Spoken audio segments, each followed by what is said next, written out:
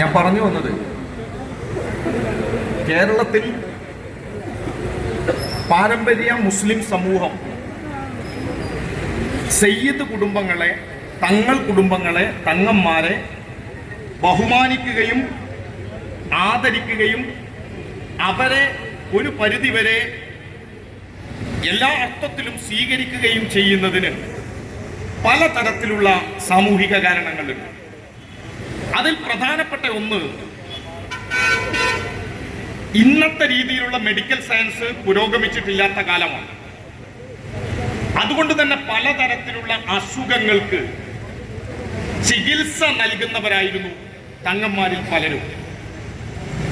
ആ ചികിത്സകന്മാർ എന്ന നിലയിൽ അവരോടുള്ള ആദരവ് മുസ്ലിം സമൂഹത്തിനിടയിൽ മാത്രമല്ല, പൊതുവെ കേരളീയ സമൂഹത്തിലെ, പ്രത്യേകിച്ച് നമ്മുടെ മലബാർ സമൂഹത്തിലെ പലർക്കിടയിലും ഉണ്ടായിരുന്നു. അതിനുദാഹരണമാണ് മമ്പറം തങ്ങൾ ഉൾപ്പെടെയുള്ളവർ എന്നാണ്. ഞാൻ ഈ എന്നെ കേൾക്കുന്ന പ്രിയപ്പെട്ടവരോട്, ഞാനൊരു കമ്മ്യൂണിസ്റ്റ് പാർട്ടിക്കാരനാണ്. CPIM-ന് ഏതെങ്കിലും തരത്തിലുള്ള ഒരു വിശ്വാസത്തോട് പ്രത്യേകമായ താല്പര്യമോ ഏതെങ്കിലും തരത്തിലുള്ള ഒരു മതവിശ്വാസത്തോട് പ്രത്യേകമായ അകൽച്ചയോ ഇല്ല. ഒരു വ്യക്തിക്ക് രാജ്യത്തിന്റെ ഭരണഘടന ഉറപ്പു നൽകുന്ന, അവന്റെ മനസാക്ഷിക്ക് ഇഷ്ടമുള്ള മതവിശ്വാസവും ആചാര അനുഷ്ഠാനങ്ങളും സ്വീകരിക്കാം, അതുമായി മുന്നോട്ട് പോകാം എന്ന കാര്യത്തിൽ യാതൊരു തർക്കവും ഞങ്ങൾക്കില്ല. ചിലപ്പോഴൊക്കെ ചില ആളുകൾ പറയും, ഇപ്പൊ കുറച്ചു കാലമായിട്ടാണ് പാർട്ടി ഇങ്ങനെ ആയത്, നിങ്ങൾ പണ്ട് സമുദായങ്ങൾക്കൊക്കെ എതിരായിരുന്നു എന്നാണ്. എന്നാൽ പാർട്ടിയുടെ ചരിത്രം പഠിച്ചപ്പോ, വായിച്ചു നോക്കുമ്പോ, കമ്മ്യൂണിസ്റ്റ് പാർട്ടി രൂപീകരിക്കപ്പെട്ട കാലത്ത് നമ്മുടെ കേരളത്തിലല്ല, ദേശീയ തലത്തിൽ സോവിയറ്റ് യൂണിയൻ താഷ്കന്റിൽ രൂപീകരിക്കപ്പെട്ട് ഇന്ത്യയിലേക്ക് വരുമ്പോ ഇന്ത്യയിൽ കമ്മ്യൂണിസ്റ്റ് പാർട്ടിയുടെ പ്രവർത്തനത്തിൽ വലിയ പങ്ക് വഹിച്ച ഒരാളാണ് അസ്രത് മൊഹാനി.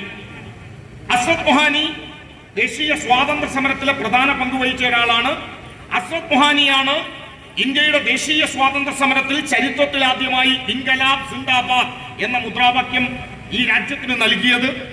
ഇന്ത്യക്ക് പൂർണ്ണ സ്വാതന്ത്ര്യം വേണമെന്ന് 1921 കോൺഗ്രസ് സമ്മേളനത്തിൽ പ്രതിനിധിയായിക്കൊണ്ട് പങ്കെടുത്തുകൊണ്ട് കമ്മ്യൂണിസ്റ്റ് പാർട്ടിയുടെ പ്രവർത്തകനും എന്നാൽ കോൺഗ്രസ് സോഷ്യലിസ്റ്റായി മാത്രം അന്ന് പ്രവർത്തിക്കാൻ കഴിയുന്നവരുമായിരുന്ന കമ്മ്യൂണിസ്റ്റുകാർ അന്ന് ആ സമ്മേളനത്തിൽ പൂർണ്ണ സ്വാതന്ത്ര്യം ആവശ്യപ്പെട്ടു. പൂർണ്ണ സ്വാതന്ത്ര്യം എന്ന പ്രമേയം 1929 മാത്രമാണ് കോൺഗ്രസ് അംഗീകരിക്കുന്നത്. 1921 അഹമ്മദാബാദ് കോൺഗ്രസ് സമ്മേളനത്തിൽ പൂർണ്ണ സ്വാതന്ത്ര്യം എന്ന പ്രമേയം അവതരിപ്പിച്ചയാളാണ് അസ്രത് മൊഹാനി. അസ്രത് മൊഹാനിയുടെ മറ്റ് ചരിത്രത്തിലേക്കൊന്നും ഞാൻ കടക്കുന്നില്ല. ഒറ്റ കാര്യം, അസ്രത് മൊഹാനി ഒരു പ്രാക്ടീസിംഗ് മുസ്ലിം ആയിരുന്നു, സൂഫി മുസ്ലിം ആയിരുന്നു. അദ്ദേഹം ഒരു സൂഫിയായിരുന്നു. നിരവധിയായ കവിതകൾ, ഗസലുകൾ എഴുതിയ ഉറുദു കവിയായിരുന്നു. കമ്മ്യൂണിസ്റ്റ് പാർട്ടിയുടെ, അവിഭക്ത കമ്മ്യൂണിസ്റ്റ് പാർട്ടിയുടെ സ്വതന്ത്ര പൂർവ്വ ഇന്ത്യയിൽ 1925 ആദ്യത്തെ പാർട്ടി കോൺഗ്രസ് നടക്കുമ്പോ ആ പാർട്ടി കോൺഗ്രസിന്റെ റിസപ്ഷൻ കമ്മിറ്റിയുടെ കൺവീനറുടെ പേര് അസ്രത് മൊഹാനി എന്നാണ്. ആ അസ്രത് മൊഹാനി പാർട്ടിയുടെ കേന്ദ്ര കമ്മിറ്റിയിൽ ഉൾപ്പെടെ പ്രവർത്തിച്ചിട്ടുണ്ട്. ഞാൻ പറയുന്നത് കമ്മ്യൂണിസ്റ്റ് പാർട്ടിയിൽ വരുന്ന എല്ലാവരും ഏതെങ്കിലും മതങ്ങളിൽ വിശ്വസിക്കുന്നവരാണ് എന്നല്ല. ഒരു മതവിശ്വാസവും ഇല്ലാത്തവരും കമ്മ്യൂണിസ്റ്റ് പാർട്ടിയുടെ ഭാഗമായിട്ടുണ്ട്. അങ്ങനെയുള്ളവർ ഈ നാടിനകത്ത് പ്രവർത്തിക്കുന്നു, അങ്ങനെ ഇല്ലാത്തവരും പ്രവർത്തിക്കുന്നു.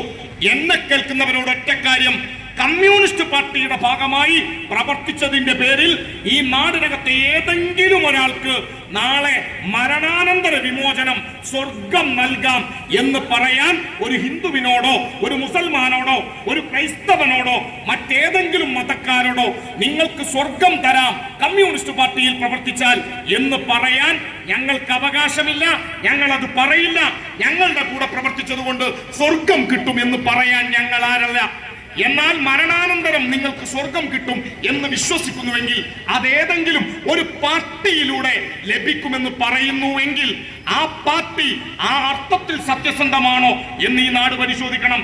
ഈ അടുത്ത കാലത്ത് മുസ്ലിം ലീഗിന്റെ സംസ്ഥാന പ്രസിഡന്റായ സാദിഖ് അലി തങ്ങള് ഈ അടുത്ത് ലീഗിന്റെ ഒരു പ്രവർത്തനത്തിൽ ഒരു യോഗത്തിൽ പ്രസംഗിക്കുകയാണ്. നേരത്തെ അത് അലവിയൊക്കെ സൂചിപ്പിച്ചു.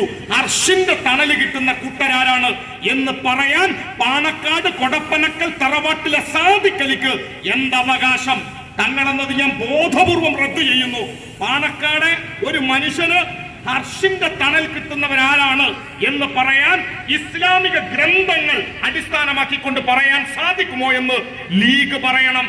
അർഷിന്റെ തണൽ കിട്ടുന്ന കൂട്ടരെ കുറിച്ച് മദ്രസയുടെ പ്രാഥമിക വിദ്യാഭ്യാസമുള്ള നമ്മളിൽ പലർക്കും അറിയാം അതാരാണെന്ന്.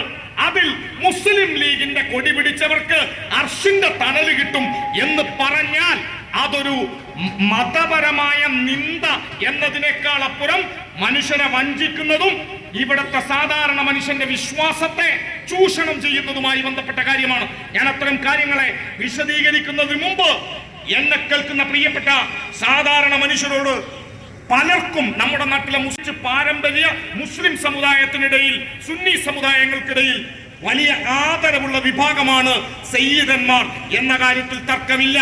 പ്രിയപ്പെട്ടവരെ, കേരളത്തിലേക്ക് സയ്യിദ് കുടുംബങ്ങൾ കൂടുതലും വന്നിട്ടുള്ളത് യമനിൽ നിന്നാണ്. യമനുമായി ബന്ധപ്പെട്ടാണ് നേരത്തെ നമ്മൾ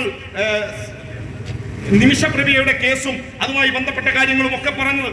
കേരളത്തിലേക്ക് വന്ന നമ്മുടെ മമ്പുറം തങ്ങൾ ഉൾപ്പെടെയുള്ളവരുടെ പാരമ്പര്യം എന്ന് പറയുന്നത്, കബീല എന്ന് പറയുന്നത്, അത് യമനുമായി ബന്ധപ്പെട്ടതാണ്. കേരളത്തിന്റെ ആത്മീയ ചരിത്രത്തിൽ, മുസ്ലിം ആത്മീയ ചരിത്രത്തിൽ ആദ്യമായി കേരളത്തിലേക്ക് വന്ന കബീല ഏതാണ്? ഏത് തങ്ങൾ പരമ്പരയാണ് കേരളത്തിലേക്ക് ആദ്യം വന്നത്?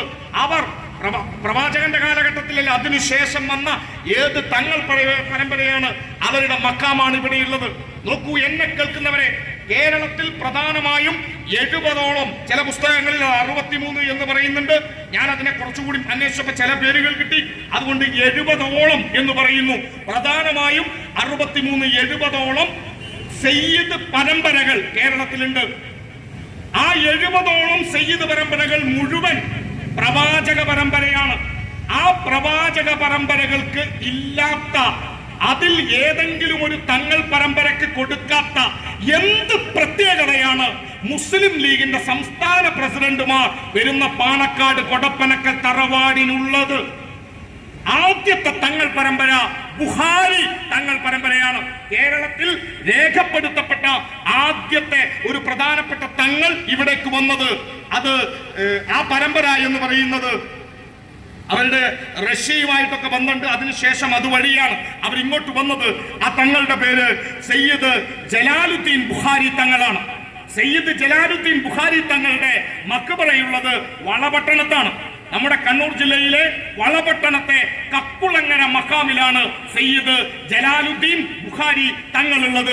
എന്നെ കേൾക്കുന്ന പ്രിയപ്പെട്ടവരെ, ജലാലുദ്ദീൻ ബുഖാരി തങ്ങളുടെ പരമ്പരയിൽപ്പെട്ട ആളുകൾക്ക് ഇല്ലാത്ത എന്ത് പ്രത്യേകതയാണ് പാണക്കാട് കൊടപ്പനക്കൽ തറവാട്ടിലെ ശിഹാബ് തങ്ങന്മാർക്കുള്ളത്? ഞാൻ പറയുന്നത് എന്നെ കേൾക്കുന്നവരുടെ വിശ്വാസവുമായി ബന്ധപ്പെട്ട് ആദരിക്കുന്നവർക്ക്, ബഹുമാനിക്കുന്നവർക്കുള്ള കാര്യമാണ്. നമുക്കെല്ലാ മനുഷ്യരും ഒരുപോലെയാണ്. പക്ഷേ ഏതോ ആളുകൾക്ക് പ്രത്യേകതയുണ്ട് എന്ന് പറയുമ്പോ ആദ്യം വന്ന ബുഖാരി പരമ്പരയ്ക്ക് എന്ത് പ്രത്യേകത? രണ്ടാമത് കേരളത്തിൽ വന്ന പ്രധാനപ്പെട്ട സയ്യിദ് കുടുംബം എന്ന് പറയുന്നത് ജിഫ്രി തങ്ങന്മാരുടെ പരമ്പരയാണ്. ആ ജിഫ്രി തങ്ങന്മാരുടെ, ഇപ്പോഴത്തെ ജിഫ്രി തങ്ങളുടെയൊക്കെ കാരണവന്മാർ ഉൾപ്പെടുന്ന ജിഫ്രി തങ്ങൾ പരമ്പര, അവർ പ്രധാനമായും കേരളത്തിൽ തമ്പടിച്ചത് കുറ്റിച്ചിറയിലാണ്. കുറ്റിച്ചിറ, അവിടെയാണ് മഖാമുള്ളത്, അവിടെയാണ് അവരുടെ വരവ്. കുറ്റിച്ചിറ കേന്ദ്രീകരിച്ചു വന്ന ജിഫ്രി പരമ്പര കേരളത്തിലേക്ക് വന്നിട്ടുണ്ട്. ആ ജിഫ്രി തങ്ങന്മാരുടെ പരമ്പരക്കില്ലാത്ത എന്ത് പ്രത്യേകതയാണ് പാണക്കാട് കൊടപ്പനക്കൽ തറവാട്ടിലെ ശിഹാബ് തങ്ങന്മാരുടെ പരമ്പരക്കുള്ളത്? എന്റെ വാക്കുകളുടെ ഈ ശബ്ദത്തിന്റെ പ്രത്യേകത കൊണ്ട് ആർക്കെങ്കിലും ഞാൻ ഏതെങ്കിലും തങ്ങന്മാരെ അനാദരവോടെ പറയുന്നു എന്ന് തോന്നിയാൽ ദയവ് ചെയ്ത് തോന്നരുത്. അനാദരവോടെ പറയാനുള്ള സമയം വരുമ്പോൾ ഞാൻ അങ്ങനെ തന്നെ പറയും, ഒരു സംശയവും വേണ്ട. പക്ഷെ ഇപ്പോ ഞാനത് പറയാൻ ഉദ്ദേശിക്കുന്നില്ല. രണ്ടാമത് വന്നത് ജിഫ്രി തങ്ങൾ പരമ്പരയാണെങ്കിൽ അടുത്തതായി വന്ന പ്രധാനപ്പെട്ട തരം പരമ്പര ജിഫ്രി തങ്ങളുടെ സഹോദരി പുത്രന്മാരായി നമ്മുടെ കേരളത്തിലേക്ക് വന്ന് നമ്മുടെ തിരൂരങ്ങാടിയുടെ, കേരളത്തിന്റെ, ഇന്ത്യയുടെ സാമ്രാജ്യത്വ വിരുദ്ധ പോരാട്ടത്തിന്റെയൊക്കെ ഊർജ്ജസ്രോതസ്സായി നമ്മളൊക്കെ അഭിമാനത്തോടെ കാണുന്ന മമ്പുറം തങ്ങന്മാരുടെ പരമ്പരയാണ്. ആ മമ്പുറം തങ്ങന്മാരുടെ പരമ്പരക്കില്ലാത്ത എന്ത് സവിശേഷതയാണ് കൊടപ്പനക്കൽ തറവാടിനുള്ളത്? ഈ തങ്ങന്മാരൊക്കെ നിലനിൽക്കെ മുസ്ലിം ലീഗിന്റെ സംസ്ഥാന പ്രസിഡന്റ് പദവിയിൽ വന്നു എന്ന ഒറ്റ കാരണം കൊണ്ട് എങ്ങനെയാണ് അവർ കേരളത്തിലെ ഖാളിമാരുടെ മുഴുവൻ നേതാവായി മാറിയത്? എന്നെ കേൾക്കുന്ന പ്രിയപ്പെട്ടവരെ, മലപ്പുറത്ത് ഖാളിമാർ ഉണ്ടായത് പാണക്കാട് കുടുംബം ലീഗിന്റെ പ്രസിഡന്റുമാർ ആയതിനു ശേഷമാണോ? പാണക്കാട് കുടുംബം ലീഗിന്റെ പ്രസിഡന്റ് പദവിയിൽ വരുന്നതിന് മുമ്പും ഇവിടെ ഇസ്ലാമുണ്ട്, ഇവിടെ മുസ്ലിം ജീവിതമുണ്ട്, ഇവിടെ ഖാളിമാരുണ്ട്. ആ ഖാളിമാർ പാണക്കാട് തറവാട്ടിൽ നിന്നല്ല, മലപ്പുറം വലിയ ഖാളിയാരകത്ത് എന്ന കുടുംബവും പേരും നമ്മുടെ നാട്ടിലുണ്ട്. അതിന് ബുഖാരി പരമ്പരയുമായി ബന്ധമുണ്ട്. അവർക്ക് കൊടുക്കാത്ത എന്താദരവാണ് ഈ പറയുന്ന പ്രത്യേക വിഭാഗത്തിനുള്ളത്? ഇനി അതും പോട്ടെ, എന്നെ കേൾക്കുന്ന പ്രിയപ്പെട്ട ലീഗുകാരാ, നിങ്ങൾ പറയുന്നു പാണക്കാട് തറവാടിനെ ഞങ്ങൾ അപമാനിക്കുന്നു. പാണക്കാട് തങ്ങന്മാർ അങ്ങനെ വെറും തങ്ങന്മാരല്ല. അങ്ങനെയെങ്കിൽ ഇന്ത്യൻ യൂണിയൻ മുസ്ലിം ലീഗ് വിഭജനാനന്തര ഇന്ത്യയിൽ രൂപീകരിക്കപ്പെടുമ്പോ, വിഭജനപൂർവ്വ ഇന്ത്യ പോട്ടെ, അന്നുണ്ടായ 906 ലീഗിന്റെ കഥയല്ല. 948 മുസ്ലിം ലീഗ് സ്ഥാപിക്കപ്പെട്ട് വീണ്ടും അവർ ഇവിടെ പ്രവർത്തിക്കുമ്പോ മുസ്ലിം ലീഗിന്റെ പ്രസിഡന്റിന്റെ പേരെന്താണ്? ആ മുസ്ലിം ലീഗിന്റെ പ്രസിഡന്റ് പാണക്കാട് കൊടപ്പനക്കൽ തറവാട്ടിൽ നിന്നാണോ? എന്ത് നിങ്ങൾ ഈ പറയുന്ന മഹത്വം അവർക്കുണ്ടായിരുന്നെങ്കിൽ അന്ന് പാണക്കാട് കൊടപ്പനക്കൽ തറവാട്ടിൽ നിന്ന് തങ്ങളെ കൊണ്ടുവന്നില്ല. പ്രിയപ്പെട്ടവരെ, ഉമർ ബാഫക്കി തങ്ങൾ മുസ്ലിം ലീഗുകാരനായിരുന്നു. അദ്ദേഹം അടിയന്തരാവസ്ഥക്കാലത്ത് ജയിലിൽ കിടന്നയാളാണ്. അദ്ദേഹം MLA ആയ ആളാണ്. അദ്ദേഹം ഈ നാടിനകത്ത് മുസ്ലിം ലീഗ് നേതൃത്വത്തിന്റെ മുന്നിൽ വാലാട്ടി നിന്നവനാണല്ല, നിലപാടുണ്ടായിരുന്നയാളാണ്. അതുകൊണ്ട് ഉമർ ബാഫക്കി തങ്ങളുടെ പരമ്പരയിൽപ്പെട്ട ആളുകൾ ലീഗിന്റെ നേതൃസ്ഥാനത്തേക്ക് വന്നാൽ തങ്ങളുടെ താല്പര്യങ്ങൾ മുന്നോട്ട് കൊണ്ടുപോകാൻ കഴിയില്ല എന്ന ബോധ്യത്തിന്റെ പുറത്ത് ലീഗ് നേതാക്കന്മാരുടെ അധികാര താല്പര്യങ്ങൾക്ക്, കക്കൽ താല്പര്യങ്ങൾക്ക്, സമുദായ വഞ്ചനയുടെ താല്പര്യങ്ങൾക്ക് എന്നും കുടപിടിക്കാൻ കൂടെ നിൽക്കുന്ന ഒരു കൂട്ടരെ വേണം എന്ന ആഗ്രഹത്തിന്റെ പുറത്താണ് പാണക്കാട് തറവാട്ടിലേക്ക് ലീഗിന്റെ പ്രസിഡന്റ് സ്ഥാനം വന്നത്. അല്ലാതെ ആദ്യമേ പാണക്കാട് തറവാടല്ല മുസ്ലിം ലീഗിന്റെ പ്രസിഡന്റ് പദവി പോലും ഉണ്ടായിരുന്നത്. ഈ കേരളത്തിലെ ഏറ്റവും ആദരിക്കപ്പെടുന്ന ഇസ്ലാമിക കുടുംബം, പാരമ്പര്യമുള്ളവർ പാണക്കാടായിരുന്നു എങ്കിൽ, പാണക്കാട് തറവാടിനാണ് കേരളത്തിലെ മുസ്ലിം സമുദായത്തിന്റെ ആത്മീയ പാരമ്പര്യത്തിന്റെ നേതൃത്വം പണ്ടേ നൽകിയിരുന്നത് എങ്കിൽ, സമസ്ത കേരള ജമിയത്തുൽ മുഅല്ലിമീൻ സ്ഥാപിക്കപ്പെടുമ്പോൾ അതിന്റെ പ്രസിഡന്റ് സ്ഥാനത്ത്, അതിന്റെ നേതൃസ്ഥാനത്ത്, അതിന്റെ മുഷാവറകളിൽ ഈ പറയുന്ന കൊടപ്പനക്കൽ തറവാട്ടിൽ നിന്ന് ആളുകൾ ഉണ്ടാവണമായിരുന്നു. അവരുണ്ടായിട്ടില്ല. ചരിത്ര പുസ്തകങ്ങൾ സാക്ഷി നിർത്തി ഞാൻ പറയുന്നു, അങ്ങനെ ഒരു കൂട്ടരുണ്ടായിട്ടില്ല. പിന്നെ എന്നു മുതൽ അവർ ഈ പറയുന്ന വലുപ്പത്തിലേക്ക് വളർന്നു? നിങ്ങള് മാന്താൻ തുടങ്ങിയ ലീഗ്, ഞങ്ങൾക്കിത് പണ്ടേ അറിയാവുന്ന കാര്യമാണ്.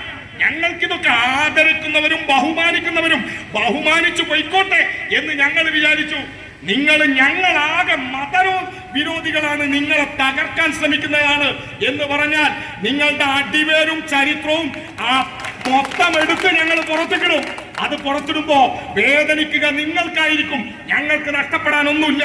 ഞങ്ങൾക്ക് ഈ നാടിന്റെ മുന്നിൽ ഞാൻ പറഞ്ഞല്ലോ, ഞാൻ പറയുന്നത് ഇവിടെയുള്ള പലരും റെക്കോർഡ് ചെയ്യുന്നു. അത്രയും ഉറപ്പോടെ സത്യസന്ധമായി പറയാ, ഈ പറയുന്ന കാര്യങ്ങൾക്ക് തെളിയിക്കാനുള്ള ഡാറ്റ, രേഖ, ചരിത്രം അത് കൃത്യമായി കയ്യിൽ ഉണ്ടായിട്ട് തന്നെയാ പറയുന്നത്. ഈ പറയുന്ന ഇവർ പിന്നെ എങ്ങനെ ഈ ലീഗ് നേതൃത്വമായി വന്നപ്പോ ഇവർ ഖാളിമാരായി മാറി? ഞാൻ വീണ്ടും ചോദിക്കാണ്, മലപ്പുറത്ത് ഞാൻ പറയുന്നത് ഈ ചില ടെക്നിക്കൽ ടേം, ഇസ്ലാമിക് ടെർമിനോളജിയിൽ പെടുന്ന ചില വാക്കുകൾ ഞാൻ പറയുമ്പോൾ ചില ആളുകൾക്ക് അത് മനസ്സിലാവില്ല. പ്രിയപ്പെട്ടവരെ ക്ഷമിക്കണം, വിശദീകരിച്ചു പോകാൻ സമയമില്ലാത്തതുകൊണ്ടാണ്. നിങ്ങൾക്ക് വേണമെങ്കിൽ മനസ്സിലായാൽ മതി. ലീഗുകാർക്ക് കാര്യം മനസ്സിലാവും, ലീഗുകാരെ കൂടെ നിൽക്കുന്ന അപ്പുറത്തെ മുപ്പരാൾക്കും കാര്യം മനസ്സിലാവും. അവർക്ക് മനസ്സിലാവാനാണ്. ഇപ്പൊ ലീഗ്, ഞാൻ പറഞ്ഞല്ലോ, ഈ ഖാളി കുടുംബങ്ങൾ ഒരുപാടുണ്ട്.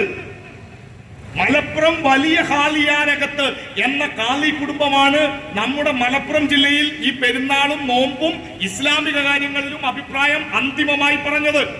അവർക്കൊന്നും കൊടുക്കാത്ത ഒരു പ്രത്യേകതയിലേക്ക് പാണക്കാട് കുടുംബം കടന്നു വന്നതിന് പിന്നിൽ ഒരേ ഒരു കാരണം കാരണമേ ഉള്ളൂ, അത് ഇന്ത്യൻ യൂണിയൻ മുസ്ലിം ലീഗിന്റെ സംസ്ഥാന പ്രസിഡന്റായി അവർ വന്നതിന് ശേഷം. ഇനി അങ്ങനെയല്ല എന്നാരെങ്കിലും പറയുന്നുവെങ്കിൽ, അങ്ങനെ അല്ലായിരുന്നുവെങ്കിൽ സമസ്ത കേരള ജമിയത്തുൽ മുഅല്ലിമീൻ നമ്മൾ ആദരിക്കുന്ന സംഘടനയാണ്. ഈ കേരളത്തിൽ പലതരത്തിലും സാമൂഹികമായ മതപരമായ രംഗത്ത് പ്രവർത്തിക്കുന്നവരാണ്. ആ സംഘടന പ്രവർത്തിച്ച അതിന്റെ രൂപീകരണ ഘട്ടത്തിൽ 1925 എന്നാണ് എന്റെ ഓർമ്മ. ഏതായാലും മലബാർ സമരത്തിന് ശേഷമാണ് ആ സംഘടന രൂപീകരിക്കപ്പെടുമ്പോ ഈ തറവാട്ടുകാരുണ്ടാവണം, ഉണ്ടായിട്ടില്ല. മുഷാവറയിൽ പോലും ഉണ്ടായിട്ടില്ല. അതുകൊണ്ടാണ് ഇന്ന് സമസ്തയുടെ മുഷാവറ അംഗമായ അബ്ദുറഹ്മാൻ മുസ്ലിയാർ ഒരു അഭിപ്രായം പറഞ്ഞത്. എന്ത്? ഏതോ ഒരു തങ്ങളും പിന്നെ ഒരാളും. ഈ ഏതോ ഒരു തങ്ങൾ അക്ഷരാർത്ഥത്തിൽ ഏതോ ഒരു തങ്ങളാണ്. കാരണം ബാഫക്കി തങ്ങൾ വിദേശത്ത് പോയി മതം പഠിച്ച ഒരാളാണ്. ബാഫക്കി തങ്ങളെ വെട്ടി ഉമർ ബാഫക്കി തങ്ങൾക്ക് പകരം മറ്റൊരാളെ കൊണ്ടുവരണമെങ്കിൽ പൂക്കോയ തങ്ങളുടെ മരണശേഷം വീണ്ടും ബാഫക്കി തങ്ങളുടെ സിൽസിലയിലേക്ക്, പരമ്പരയിലേക്ക്, കബീലയിലേക്ക് നേതൃസ്ഥാനം പോകുമെന്ന് കണ്ടപ്പോ ലീഗിന്റെ ചില നേതാക്കന്മാർ അന്ന് ഇവിടുത്തെ മുസ്ലിം ലീഗിന്റെ സമുന്നതനായ ഒരു നേതാവിനെ, ഒരു തങ്ങളെ അങ്ങ് ഈജിപ്തിലേക്ക് പഠിപ്പിച്ചു. ഈജിപ്തിൽ പറഞ്ഞയച്ചു. അൽ-അസർ യൂണിവേഴ്സിറ്റിയിൽ പോയി പഠിപ്പിച്ചു. അങ്ങനെ മതവും ഭൗതിക വിദ്യാഭ്യാസങ്ങൾക്കുമേ നേടിയിട്ടാണ് ബഹുമാന്യനായ പാണക്കാട് സയ്യിദ് മുഹമ്മദ് അലി ശിഹാബ് തങ്ങൾ ഇവിടെ വരികയും ലീഗിന്റെ പ്രസിഡന്റ് സ്ഥാനത്ത് പ്രവർത്തിക്കുകയും ചെയ്യുന്നത്. അവർക്കൊക്കെ മതപരമായ വിദ്യാഭ്യാസം കൂടി ഉണ്ടായിരുന്നു. എന്നെ കേൾക്കുന്ന പ്രിയപ്പെട്ടവരെ, പാണക്കാട് പൂക്കോയ തങ്ങളുടെ കാലത്ത്, പാണക്കാട് മുഹമ്മദ് അലി ശിഹാബ് തങ്ങളുടെ കാലത്ത്, ഉമർ അലി ശിഹാബ് തങ്ങളുടെ കാലത്ത് ഇവർക്കെല്ലാം മതപരമായ ബിരുദമുണ്ടായിരുന്നു എന്നോർക്കണം. അവരെല്ലാം ഇസ്ലാമിക വിദ്യാഭ്യാസം കൂടി ഔപചാരികമായി നേടി മതബിരുദമുള്ളവരായിരുന്നു എന്നോർക്കണം. അവർക്കില്ലാത്ത എന്താണ് ഇപ്പോഴത്തെ സാദിഖലിക്കുള്ളത്? സാദിഖലി ശിഹാബ് തങ്ങൾ എന്ന് പറയുന്ന വ്യക്തിക്ക് മതപരമായ പാണ്ഡിത്യമില്ല. മതപരമായ പാണ്ഡിത്യമില്ലാത്ത ഒരു വ്യക്തി ലീഗിന്റെ പ്രസിഡന്റായി വന്നപ്പോ അദ്ദേഹത്തിന് വൈജ്ഞാനികമായ ധാരണാ പശകുണ്ട്, അറിവില്ലായ്മയുണ്ട്. ഒരേ സമയം വലിയ പാരമ്പര്യം മുസ്ലിം ലീഗിന് ഇവിടെയുണ്ട്.